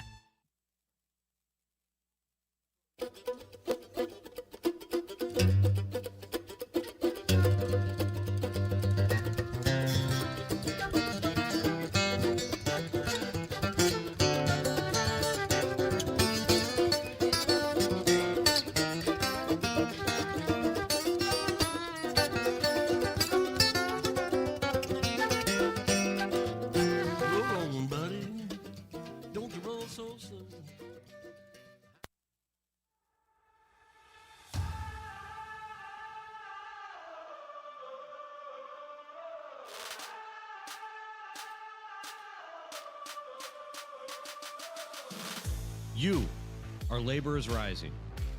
And now you understand where we came from, what solidarity means, and what we have ahead of us. No one's going to defend us. Bottom of the 10th inning. Potter's got to do a lot of work here in the bottom of the 10th to get this thing going. Looks like we have a pinch runner for Ethan Liao out at second base. I'll have the engineer look out at second base and tell me who it is. Is who? Cole Eaton running for Ethan Liao out at second base. Tristan Russell is going to be facing Mason Rivera. And before we even get started, Rivera steps off. Freshie kind of tries to sneak in behind Eaton out there. And 1,700 umpires called balk. First pitch for Mason Rivera is at 92 miles an hour right at the knees for strike one.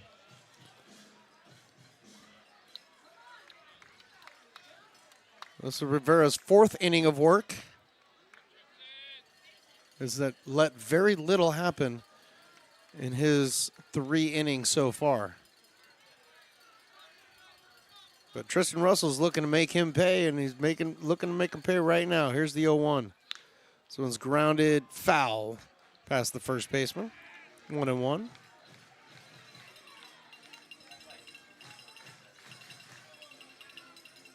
Rivera coming in relief of Dylan Hapfordson, who went 3 innings, giving up 4 hits, 3 runs, all 3 earned. 1 walk, 3 strikeouts.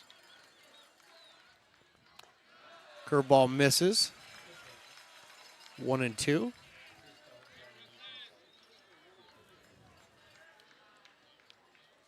Rivera's got 3 strikeouts so far in his appearance here.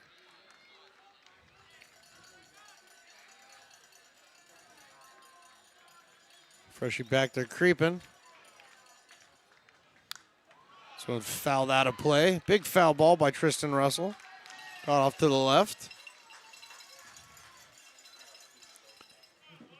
Kings put up their 1 run in the bottom of the 10th. Their runner at second. Got him to come around.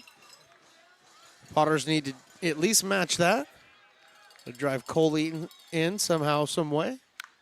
This one's a off the fist foul ball by Tristan Russell down the third baseline. Tremendous fight him off by Tristan Russell there. That was in on his hands. So 1 ball, 2 strikes here on Tristan Russell. Cole Eaton with his lead out at second. And he grounds this one over to first base. Stewart picks it up and takes it to first base unassisted, but on that play, that allows Cole Eaton to get over to third base.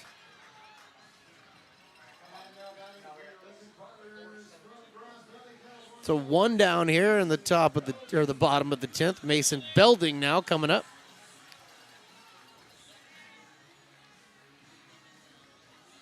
And before Mason Belding gets an opportunity to do anything, Eli Garcia comes up, has a quick conversation with Belding. Make sure that they're on the same page. You can tell by our cameras, all of the Potters are out of the dugout over there. They're all cheering on their boy, knowing that this is such a very important game, especially because the Crabs are leading the Rogues in Humboldt right now, 8-2.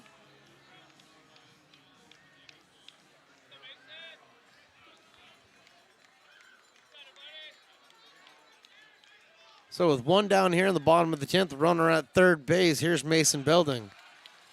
That pitch is low for a ball.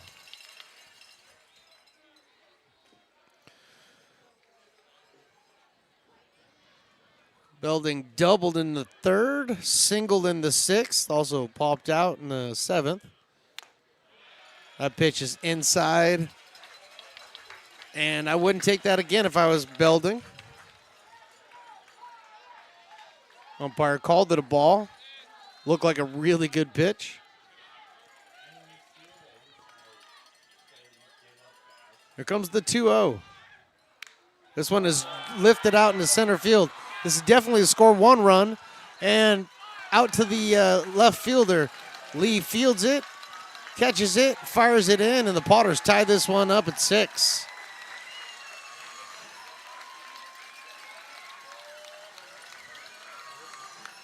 So the sacrifice fly by Mason Belding drives in Cole Eaton to tie this game up at 6 apiece.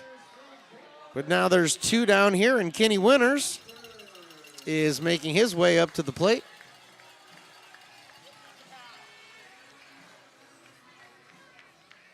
Winters is 2 for 4 on the night with a couple of singles.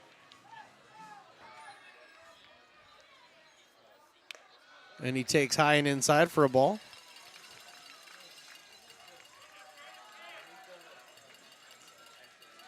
The Potters did exactly what the Kings did in the top half of the inning. They scored their runner from second.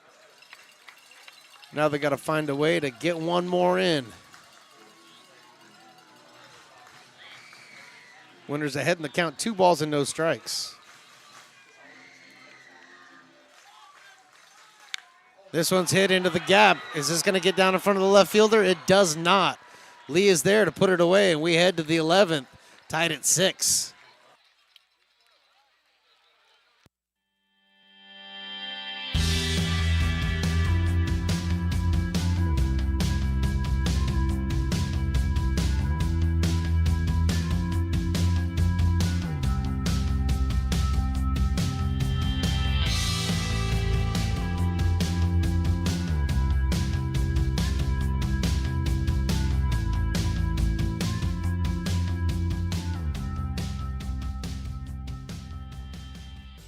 Lincoln Potters Baseball. Placer County's best-kept secret is back for another exciting summer at historic McBean Stadiums. Loaded with fun for the whole family, local beer, wine, and eats. Fireworks, giveaways, theme nights, kids zone, and more.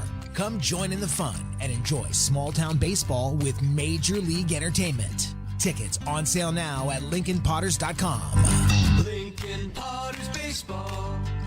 Come on out and join in the fun.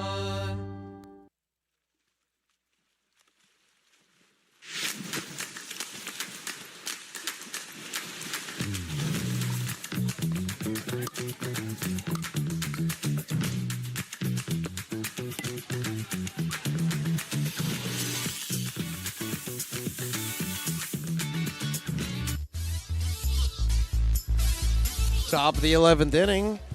Got a tie game here in Lincoln, 6-6. You got Joaquin Stewart, the ghost runner, out at second base for the West Coast Kings. Peter Jensen still on the mound. And Jaden Lee up for the West Coast Kings, number 9 hitter. Singled his last 2 at-bats. He shows bunt, pulls it back, and it's called a strike.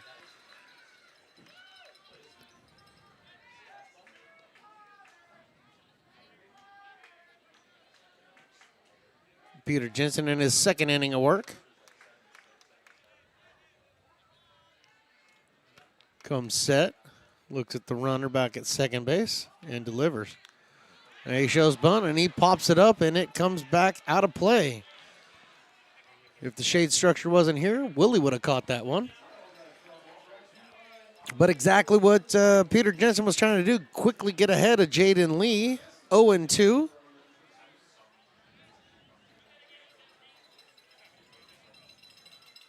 I'll imagine Lee's bunting here, so imagine Winters is backing up at third.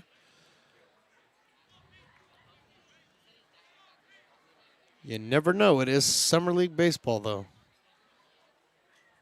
He does not. He swings away. Line drive to second. And Story has it. Flips it over to Tristan Russell, but getting back in time is Joaquin Stewart. So line drive to second base for the first out. Back to the top of the lineup, and that's going to bring up Dario Freschi.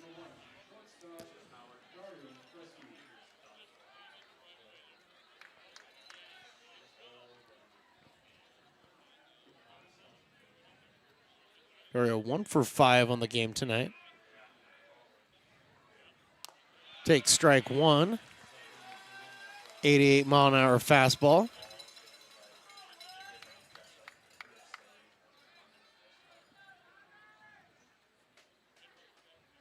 Joaquin Stewart out at second base, not being held on.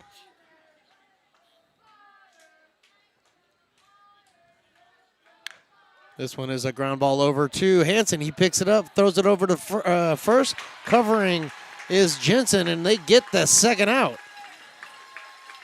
It's the second time Jason Hansen is ranged far to his right to grab a ground ball. But Jensen was covering, and they were able to get the out. On his way over to third is Joaquin Stewart, but now there's 2 away. Teo Thompson now finding his way back up to the place. He struck out in the 9th inning.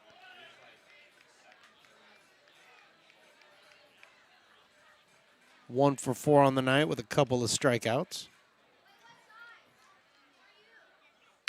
And he lines this one into right field, a base hit. That's going to score Joaquin Stewart from third and give the Kings a 7-6 lead. Thompson comes through for his Kings. And they take a 1-run lead here in the top of the 11th.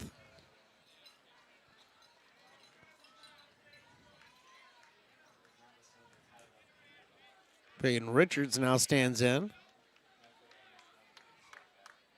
Jensen checks the runner over at first. That one's in there. It is not in there. It's inside and low for a ball.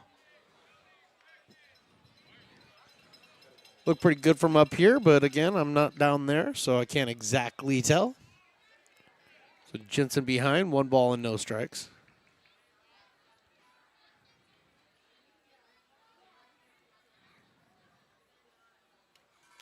That one in the dirt, good block by Belding. 2 balls and no strikes. The Potters were able to get the first 2 outs without allowing that ghost runner to score. Unfortunately, Thompson steps up and drives him in with the single.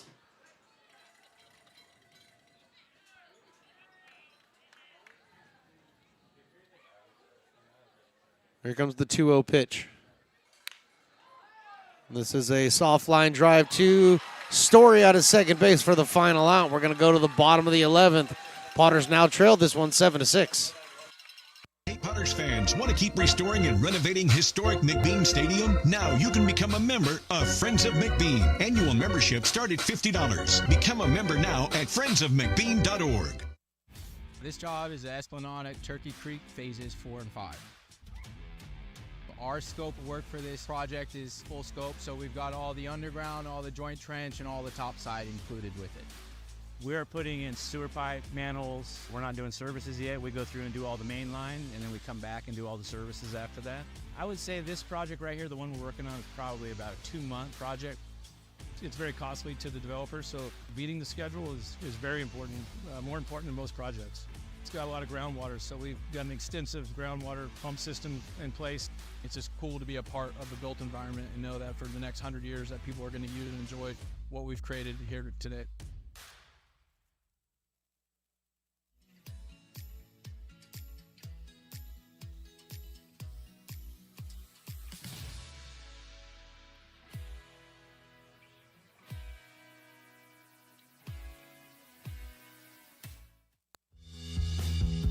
If you're in need of a seasoned DUI attorney, contact the law office of Samuel D. Burns Incorporated. We are familiar with the laws surrounding your case, and we will work diligently to minimize the negative impact following a DUI charge. With a proven track record, Sam Burns works on your behalf to provide a positive outcome. He's been able to save his client's driver. Ghost runner for the Potters here in the bottom of the 11th inning should be Kenny Winters out there at second base, and due up to start the inning, Tyler Russell, then the top of the order, and Brian Williams Jr. and Zach Story. Potters trail this one 7-6, back and forth affair, especially since the 7th inning. King's been able to put up 6 runs in those 3 innings. The bunt pushed it over to the pitcher. He fires over to first base for the out. Tyler Russell's sac bunt is successful, getting Kenny Winters over to third base.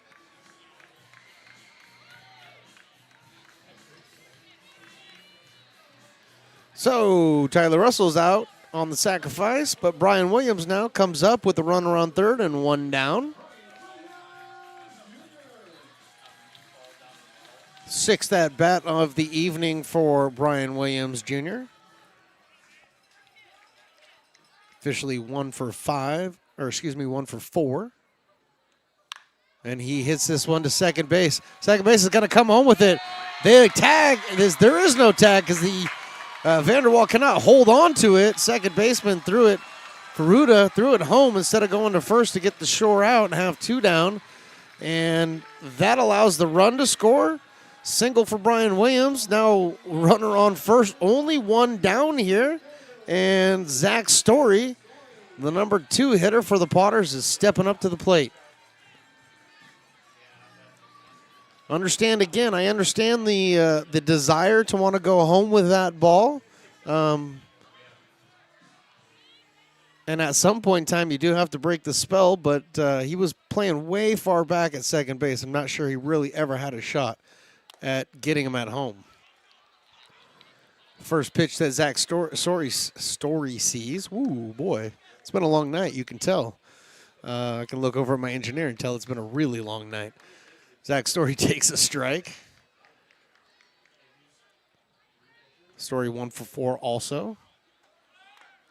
He squares the bunt, pulls it back. It gets called a strike, but Brian Williams takes off for second base, and he's in there standing.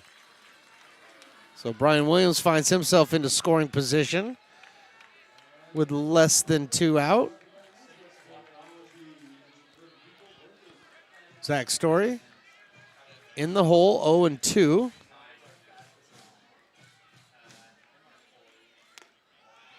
That one's outside off the plate, 1-2. You hear a lot of the Kings bullpen and dugout screaming after that pitch. But it was not a strike. Rivera's 1-2 pitch. Here it is. Outside 2-2. Good, easy take for Zach Story. Singled and drove in the first 2 runs of the game for the Potter back in the second. Drew a walk and scored in the 6th. So he's been part of the process. He could send us home happy right now. 2-2, here it is. Swinging, strike 3. So now there are 2 down. And Ty McGraw makes his way up to the plate. And the Kings are doing what I figured they would do. They're going to give him the intentional pass. But you go ahead and let him give him the intentional pass, because the last time this happened here at this park, Ty McGraw was given the intentional walk. Jason Hansen came up and ended the game with a home run. Last year he did that. Ended it with a 3-run shot. Ended the game a couple days ago with a grand slam. So now he's up here facing Mason Rivera. And the first pitch he sees is high and inside for a ball. But Hansen doesn't need to take this one over the wall. He just needs to put it into a gap here. Williams can score from second. He'll be getting a good jump. Rivera kicks and deals. Hansen fouls this one out in the parking lot. 0 for 5 tonight is Hansen, so it's a perfect opportunity to get your first hit.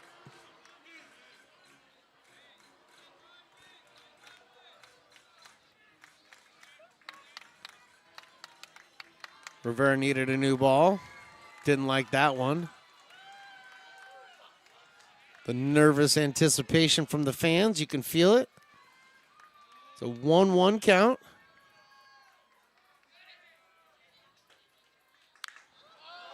Lifted high and deep into left field. This will be foul.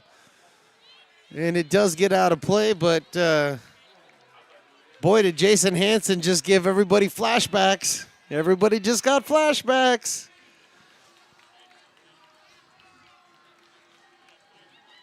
And officially the scoreboard has decided it's going to fail. We need a new scoreboard. friendsofmcmead.org, please help us out. 1-2 is foul out of play. Off to the right side this time.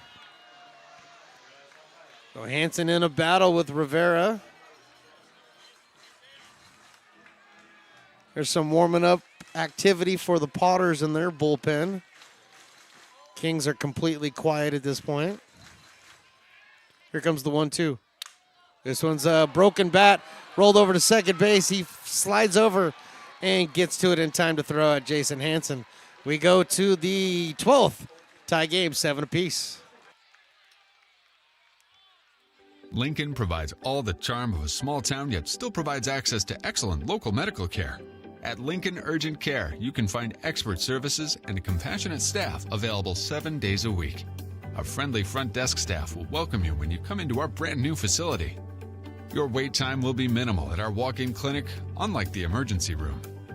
From broken bones and lacerations to allergies, flu shots, and illnesses, we treat a variety of urgent medical conditions.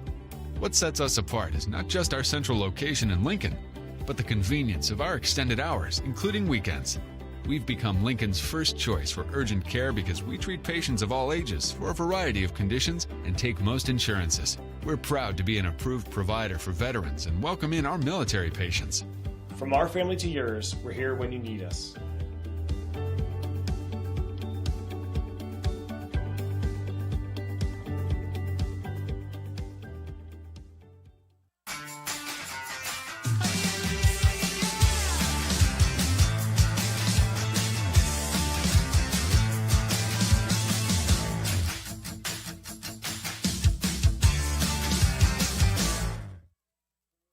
Hey, baseball fans, you may have noticed our scoreboard goes out from time to time. You can help us get a new one. Give $20 and get a chance at winning 2 tickets to some of the region's biggest events, like the Outlaw Festival with Willie Nelson, Bob Dylan, and John Mellencamp, a Sacramento Kings game, or Ringling Brothers Circus. All proceeds benefit the Big Swing Capital Campaign. You can buy now at friendsofmcbean.org. Hey everyone, this is Alex with the Downtown Lincoln Association. We're super excited to kick off Lincoln Loves Local, a new campaign designed to spotlight amazing businesses that make Lincoln so unique. We partnered with Dalila from UN Social Agency to create short, high-quality videos that help boost your visibility and reach right here in the Lincoln community. Each video will be shared on DLA's social media and newsletter, making it easy for locals to discover and support your business. So let's celebrate what makes Lincoln special together.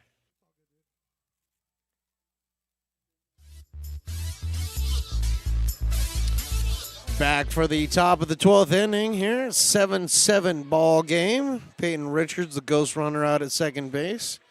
Vince Vanderwall up. New pitcher on the mound. Cam Lee. The first pitch that Cam throws is fouled out of play.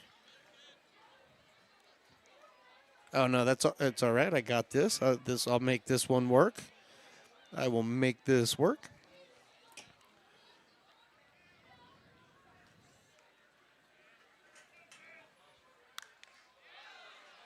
This one's fouled off to the screen, so quickly ahead is Cam Lee, 0-2. Running out of space in my scorebook, so I'm having to put Cam Lee in a different spot than I normally would put the pitcher. But we're going to make it work. Cam Lee, he's ahead. No balls, 2 strikes on Vince Vanderwall. 89-mile-an-hour fastball taken high. 1-2. Luke Euler due up next.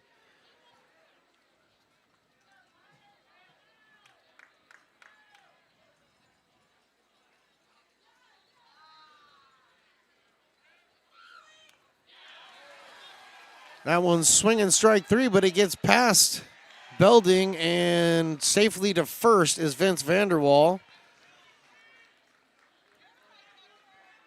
So the strikeout is recorded, but there is no out. And he reaches to first, and on the play, Peyton Richards finds himself now over at third base. So Eli Garcia bringing the troops together. Gonna have to have a conversation about this one. It's a tough pill to swallow right now. Potters had a one-run lead going into the late innings here in this game. Gave up the tying run there in the ninth. Couldn't do anything, couldn't get anything across themselves in the ninth, so the extras it came, and the extras have played out. Each team scoring their runner in their half inning. That's why we're now in the top of the 12th. And the importance of this game cannot be understated for the Potters. Right now they have a one-game lead in the PEL over the Crabs. The Crabs are winning right now up in Humboldt, 8-2 over the Rogues.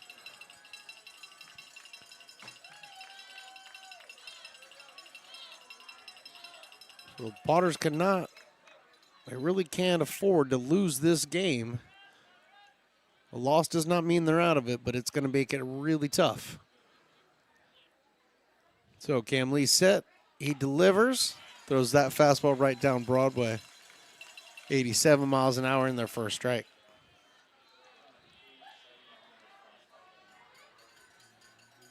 Oiler 1 for 5 so far. The lefty. Bat waggle, he's ready. Swings through that one. So, again, quickly ahead is Cam Lee, 0-2. So, got ahead of Vanderwall, 0-2. Now he's ahead of Euler, 0-2. A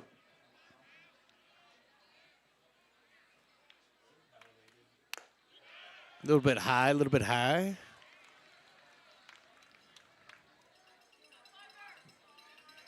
Nice pitch after the off speed. He was able to get the off speed in their last pitch. So changed the sight line, changed the speed a little bit. 1-2. Good block by Belding back there. He throws down to second base. It's not in time. It's a really, really good shot, but was not in time. And stealing that one is Vanderwall.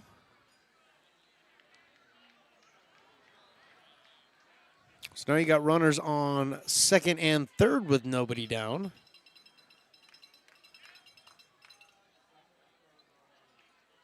Two. Cam Lee delivers. High.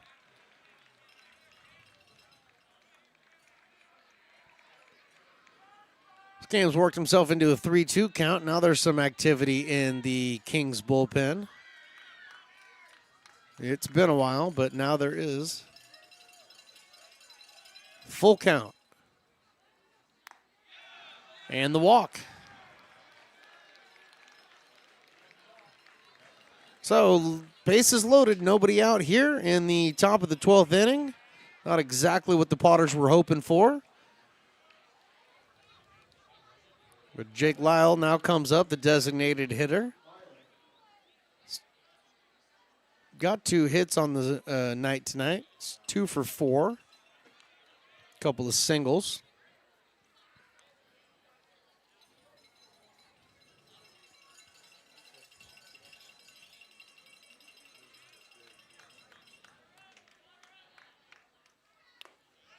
The off-speed pitch by Cam Lee is outside for a ball.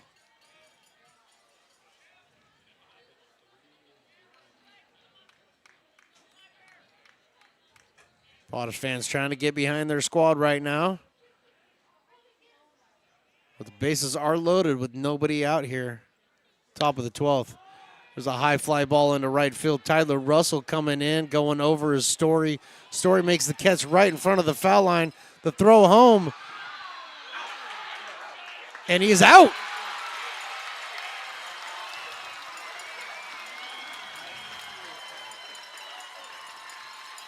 Beautiful catch by Story at second base, coming all the way across into foul territory to catch that one.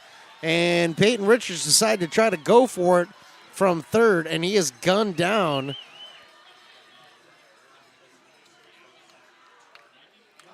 By Story as well. So now you go from bases loaded, nobody out, to runners on first and third, 2 out.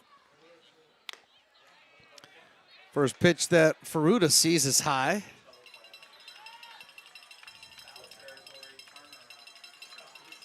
So we've seen in the last several days, we've seen some very interesting double plays come about. Not your traditional double play in the slightest, but that absolutely worked. Cam Lee gets that one in there, strike 1-1. 87-mile-an-hour fastball.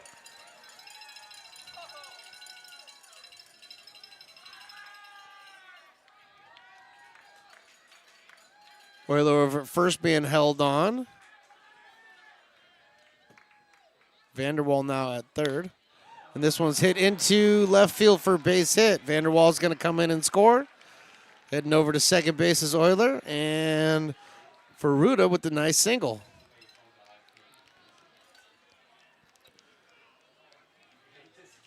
So the Kings have now taken an 8-7 lead. I can feel the frustration in the booth. Not too many people are seated any longer. I guess I'm one of the only ones now. The Kings now have the 8-7 lead. Joaquin Stewart up there takes a strike.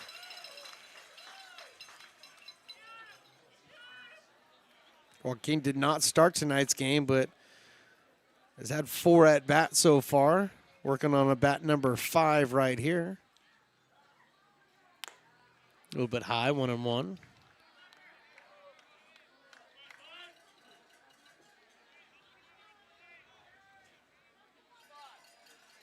Joaquin Stewart was the ghost runner in the 11th who ended up coming around to score to keep it going for the Kings. This one's foul off. Foul off the screen, off the track man. 1 ball and 2 strikes. Still see the lightsabers out amongst the crowd. Been a fun Star Wars night tonight. Potter would like to get a W during Star Wars night. The 1-2, here it is. This one's lifted out of play off to the right.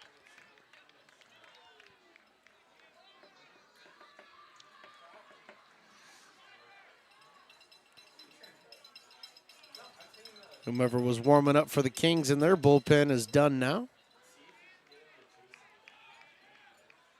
Umpire adjusts the mask.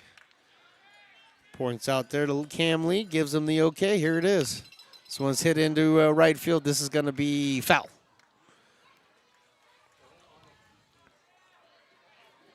Keeping the count at 1 ball and 2 strikes.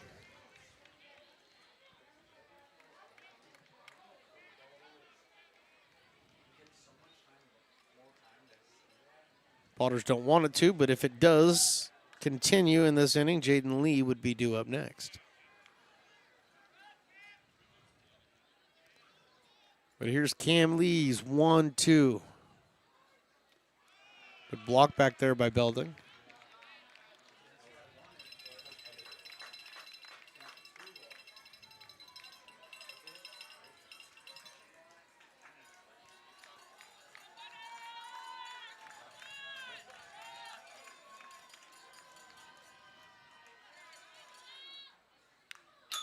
Fouled off the screen again. As you could probably hear it hit the pole pretty hard. 2 balls, 2 strikes. Cam Lee versus Joaquin Stewart. Runners on first and second. Kings lead by 1. This one's fouled out of play. Quite the battle going on between Stewart right now and Cam Lee.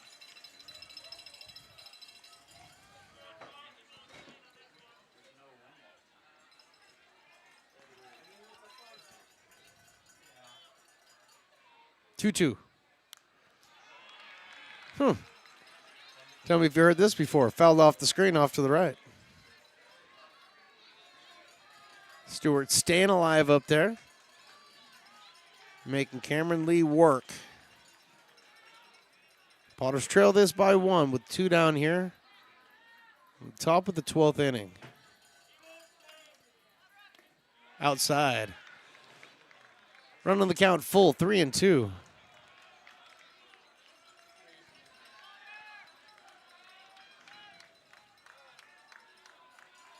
Potters need to keep this right here to run 1-run deficit.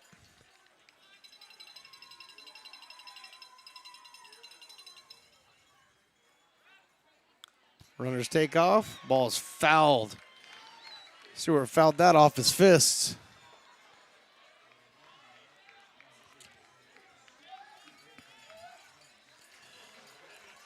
Three and two. Two down.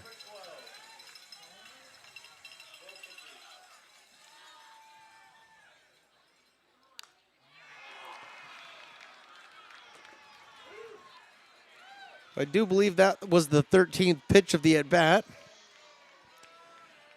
Pretty much chalk up the last 6 to being fouled out of play. I see the angst amongst the fine folks in the press box. Everybody's waiting for this one. Come on, 3 and 2. Here it is. Ball 4.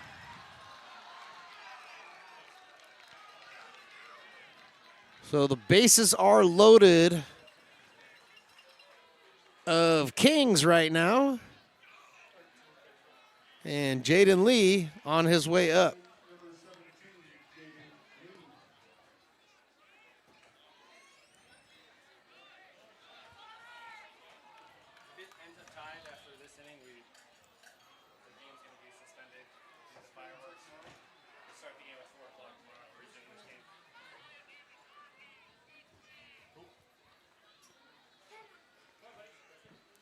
So Eli Garcia coming out. Just got word from the president of baseball ops around here, Matt Lundgren, the man.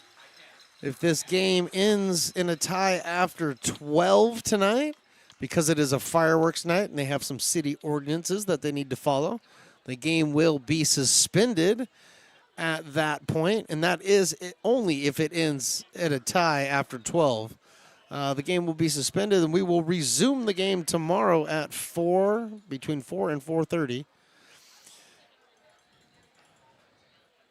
Umpire just giving me the signal to let me know that we got a new pitcher in there, and he gave me the number 20. That'd be Russell Pettis. So Russell Pettis now coming in for Cam Lee. So fine folks listening at home, we'll repeat this for you just one more time in case you didn't hear me. Tonight's game right now is an 8-7 game, 2 outs here. The top of the 12th. The Kings have a 1-run lead here. If the Potters come up in the bottom of the 12th and they were only able to score 1 and this game remains tied after 12, we will essentially put a suspension on the game, and we will resume the game tomorrow because we do have a game against the Kings tomorrow. We will resume that game at 4 p.m. So that's coming from the general manager, president of baseball operations, the guy that runs it all, Matt Lundgren. So he just let us know, and we will let you guys know. But for the time being, we have baseball here in Lincoln. I don't think anybody expected this one to go to extras. I promise you that. I've been looking around, especially up here in the broadcast booth, and there's a lot of people with just blank looks on their face right now, not sure what happened here.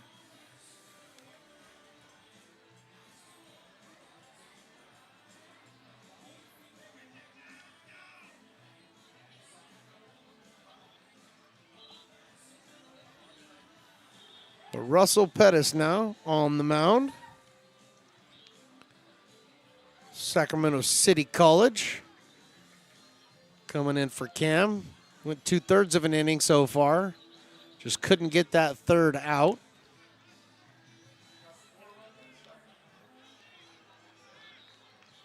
But you got runners at first. You got runners at second. You got runners at third. You have Jaden Lee, the hitter at the plate right now. And Russell Pettis taking over for Cam Lee.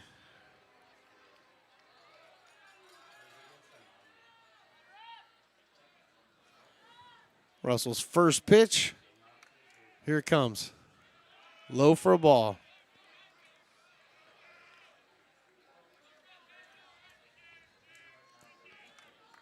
And you're definitely not going to get this crowd leaving anytime soon tonight because they want fireworks. This was not the type of fireworks they were expecting, though. 2-0.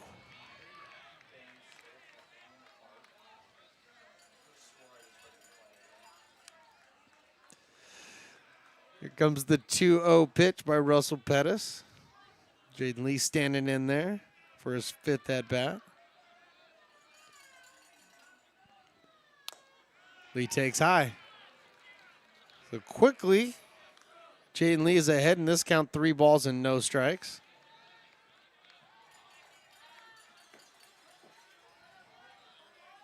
Crabs have added a run. Now lead 9-2 over the Rogues.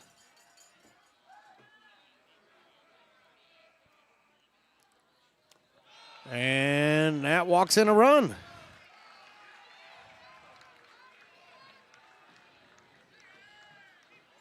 So Pettis comes on and walks in a run, and now the Kings lead this one by 2, 9-7.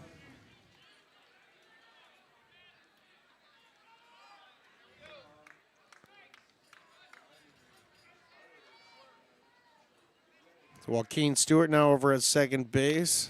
Kevin Ferruta at third base. That first pitch is out. Misses for a ball. Dario Freschi getting his 7th opportunity tonight at the plate. He takes that one in there, first strike, 1-1. So officially 1 for 6 on the night is Dario Freschi.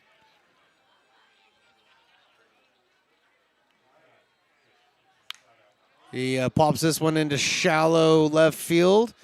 Sliding back there is Tristan Russell. He puts it away. And the Potters get out of this one, but not before the Kings score 2. Potters got a lot of work to do. They trail this one 9-7.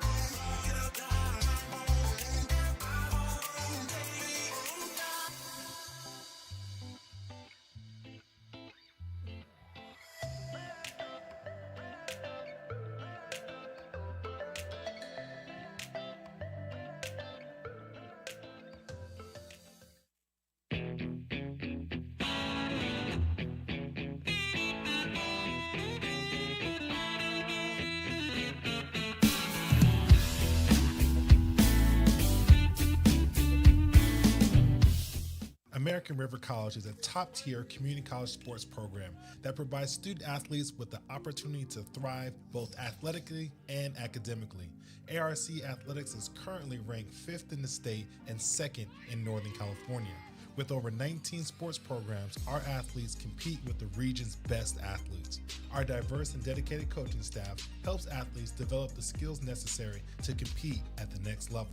Start your community college athletics journey with us. American River College, Sacramento's best athletic program. Go Beavers.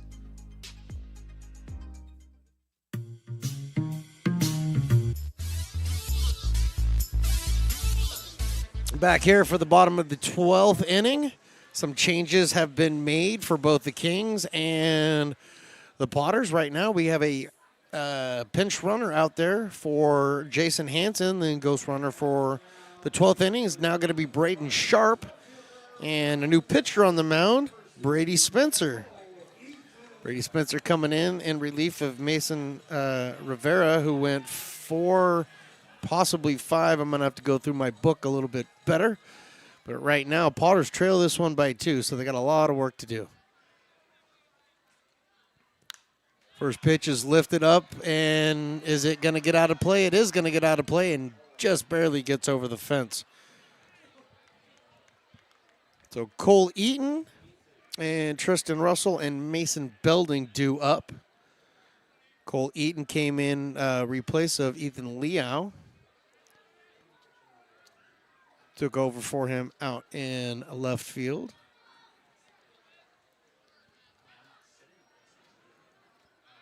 But Spencer's 0-1 pitch is not a pitch. He's spinning around. Checking on the runner out at second base, Braden Sharp. Fruta shadowing the base a bit, not covering. 0-1. Spins that one in there, but it's low for a ball. 1-1.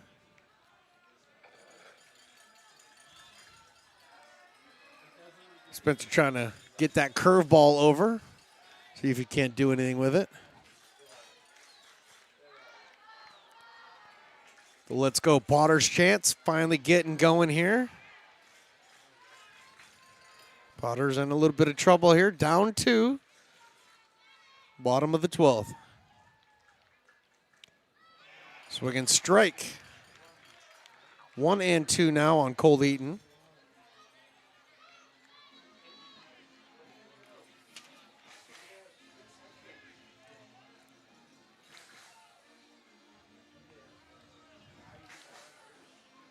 Cole Eaton, Elkhorn, Nebraska.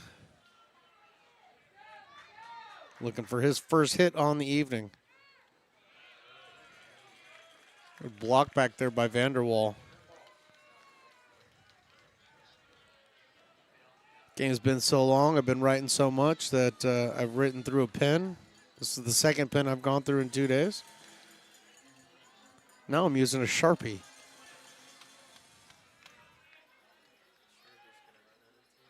Here's the 2-2. This one's right up the middle, base hit. Around third, coming in to score. It's Braden Sharp, and he does not. They held him up.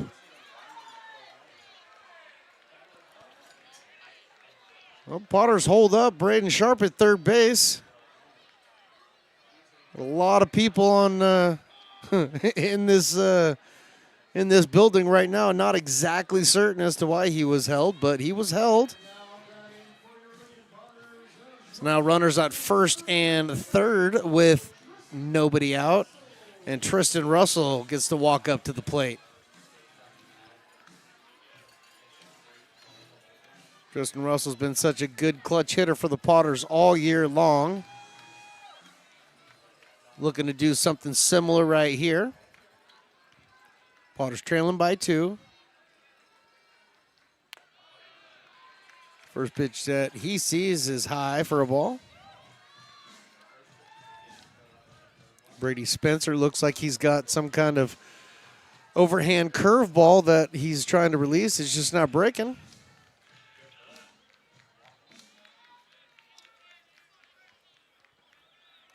Spencer set, looks in and deals. Pours that 84-mile-an-hour fastball in there. Even in the count at 1 apiece.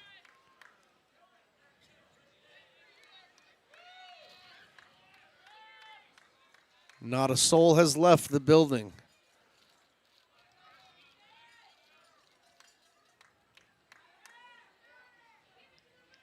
Here comes the 1-1.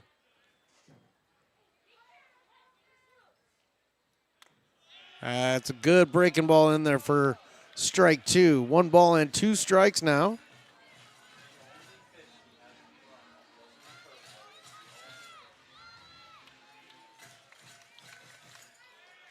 So Tristan Russell behind now. 1 ball and 2 strikes. Got his buddy out there, Braden Sharp, on third. Another friend of his, Cole Eaton, over at first.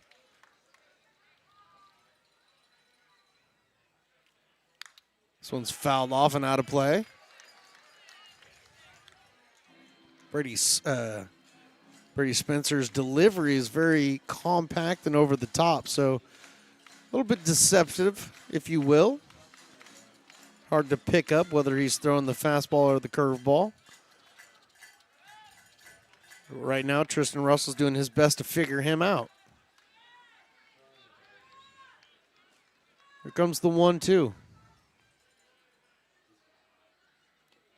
Swing and strike 3. Dropped by Vanderwall, picked up. And because first base was occupied, there was Nowhere for Tristan Russell to go, but on the dropped pitch, Cole Eaton finds himself over at second base. Well, Tristan Russell goes down on strikes. Second and third now with one away, and Mason Belding.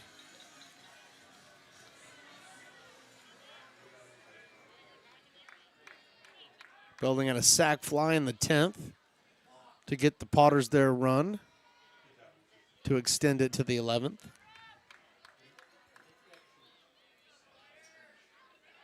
It's 2 for 4 on the night.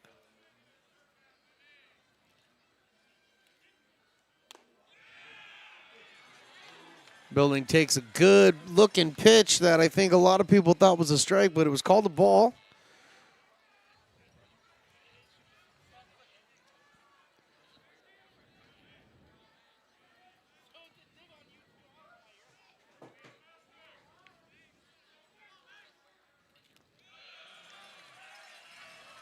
Oh, 1 now, 2-1, 2-0 now, 2. I can't talk. It's been a long freaking night. 1-0 is now 2-0 is what I'm trying to say as I'm looking around, doing a million other things. Not paying attention to the numbers that are in front of me. Belding in a very hitter-friendly count. 2 balls, no strikes here. Inside, 3-0.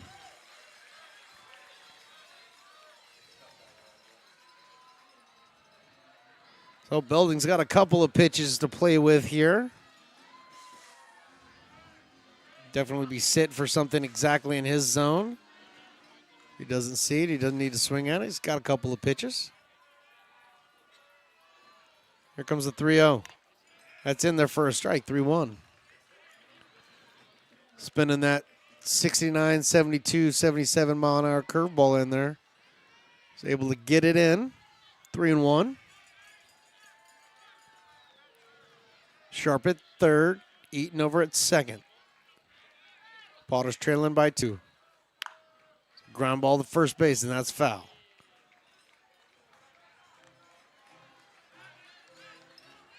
So Sharp back to third. Cole Eaton retreating back to second. Brady Spencer, the West Coast Kings pitcher, back on the mound. He's ready to go.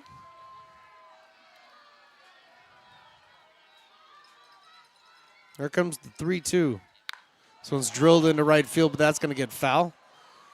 Beautiful swing by Belding, just out in front of it a little bit. Pulled it. Pulled it foul down the right field line. The exacerbation amongst everybody in the press box is becoming even more palatable. Mason takes that one down low, ball 4. So the Potters have got the bases loaded here with 1 down.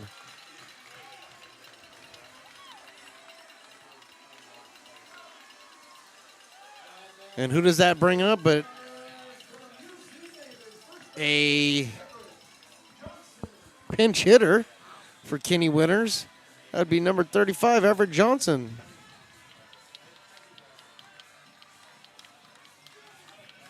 Everett coming in to bat for Kenny Winters.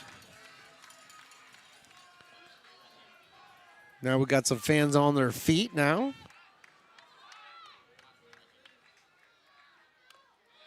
First pitch that Johnson sees is inside and high for a ball.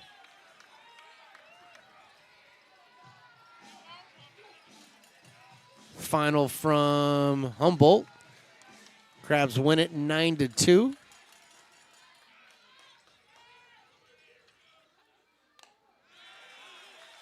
Oh, and taken just off the plate for a ball, 2-0.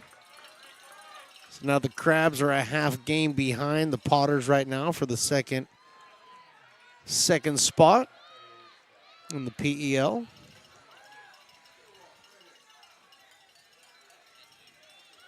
Everett Johnson waiting on his 2-0. 2-0, in there for a strike, 2-1. I have not heard this crowd this loud in quite some time. Everybody in this building is on every pitch right now. And Eli, we're calling timeout, and we're going to have a pinch runner for Belding. And he's bringing in the number 1. That would be, I can't see it on my thing here. Tyler Hutchinson. There it is. Tyler Hutchinson coming in to pinch run.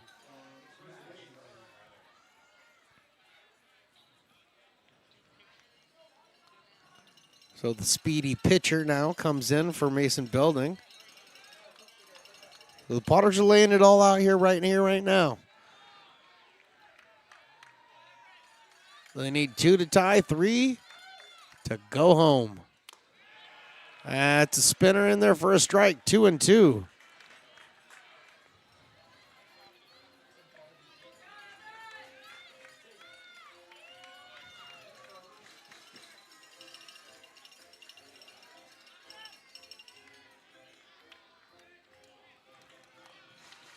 The 2-2 pitch, here it is.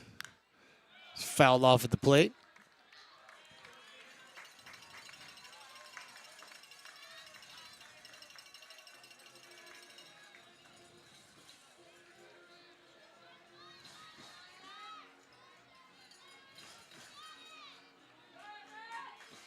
Two balls, 2 strikes.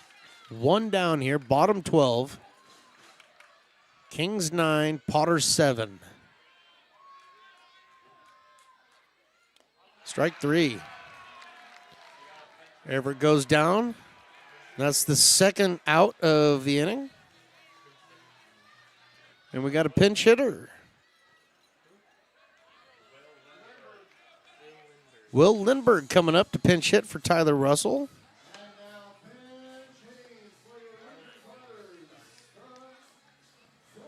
So Will Lindbergh coming in. And he will be the final hope for the Lincoln Potters here. Bases full of Potters. 2 down.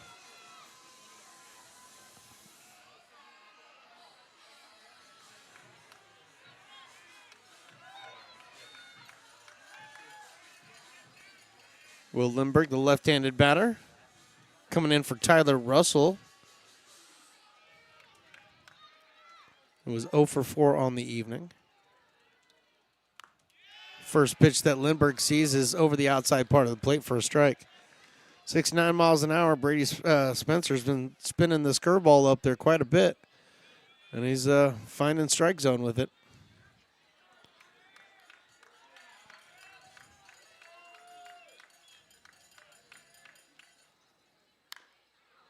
Foul ball, now 0-2. Potters down to their last strike. Tyler Hutchinson over at first base. Cole Eaton out at second base. Braden Sharp at third base. Will Lindbergh in an 0-2 hole.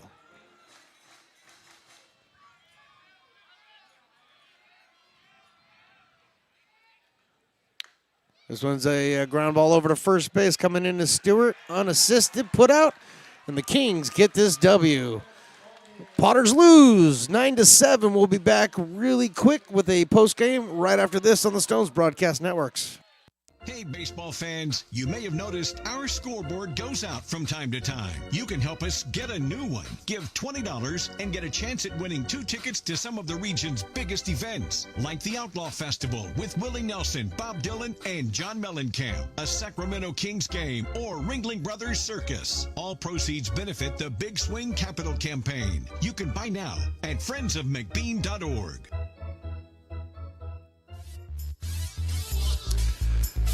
Potters drop a really, really tough one here at home against the West Coast Kings. West Coast Kings are one of those teams that you just can't ever count them out, man. They're up to the point where the Potters beat the Packers the other day for 2 straight. Kings were one of the 3 losses that had been handed to Healdsburg all year. So tip your cap to the West Coast Kings. They get the W. Unfortunately, the loss and the win by the Crabs means that we essentially have a tie now at the top in the second spot to get into the PEL playoffs, and that's going to be a tough one. We will sort all of that stuff out tomorrow because a huge game tomorrow, 6:05 right here on Stones Broadcast Networks and Lincoln Potter's YouTube. Yeah, it's a percentage point thing at this point, and we will figure all that stuff out for you. But right now, tough loss for the Lincoln Potters. Good job for the Kings. We will have one more game. It's Fan Fest tomorrow night, 6:05.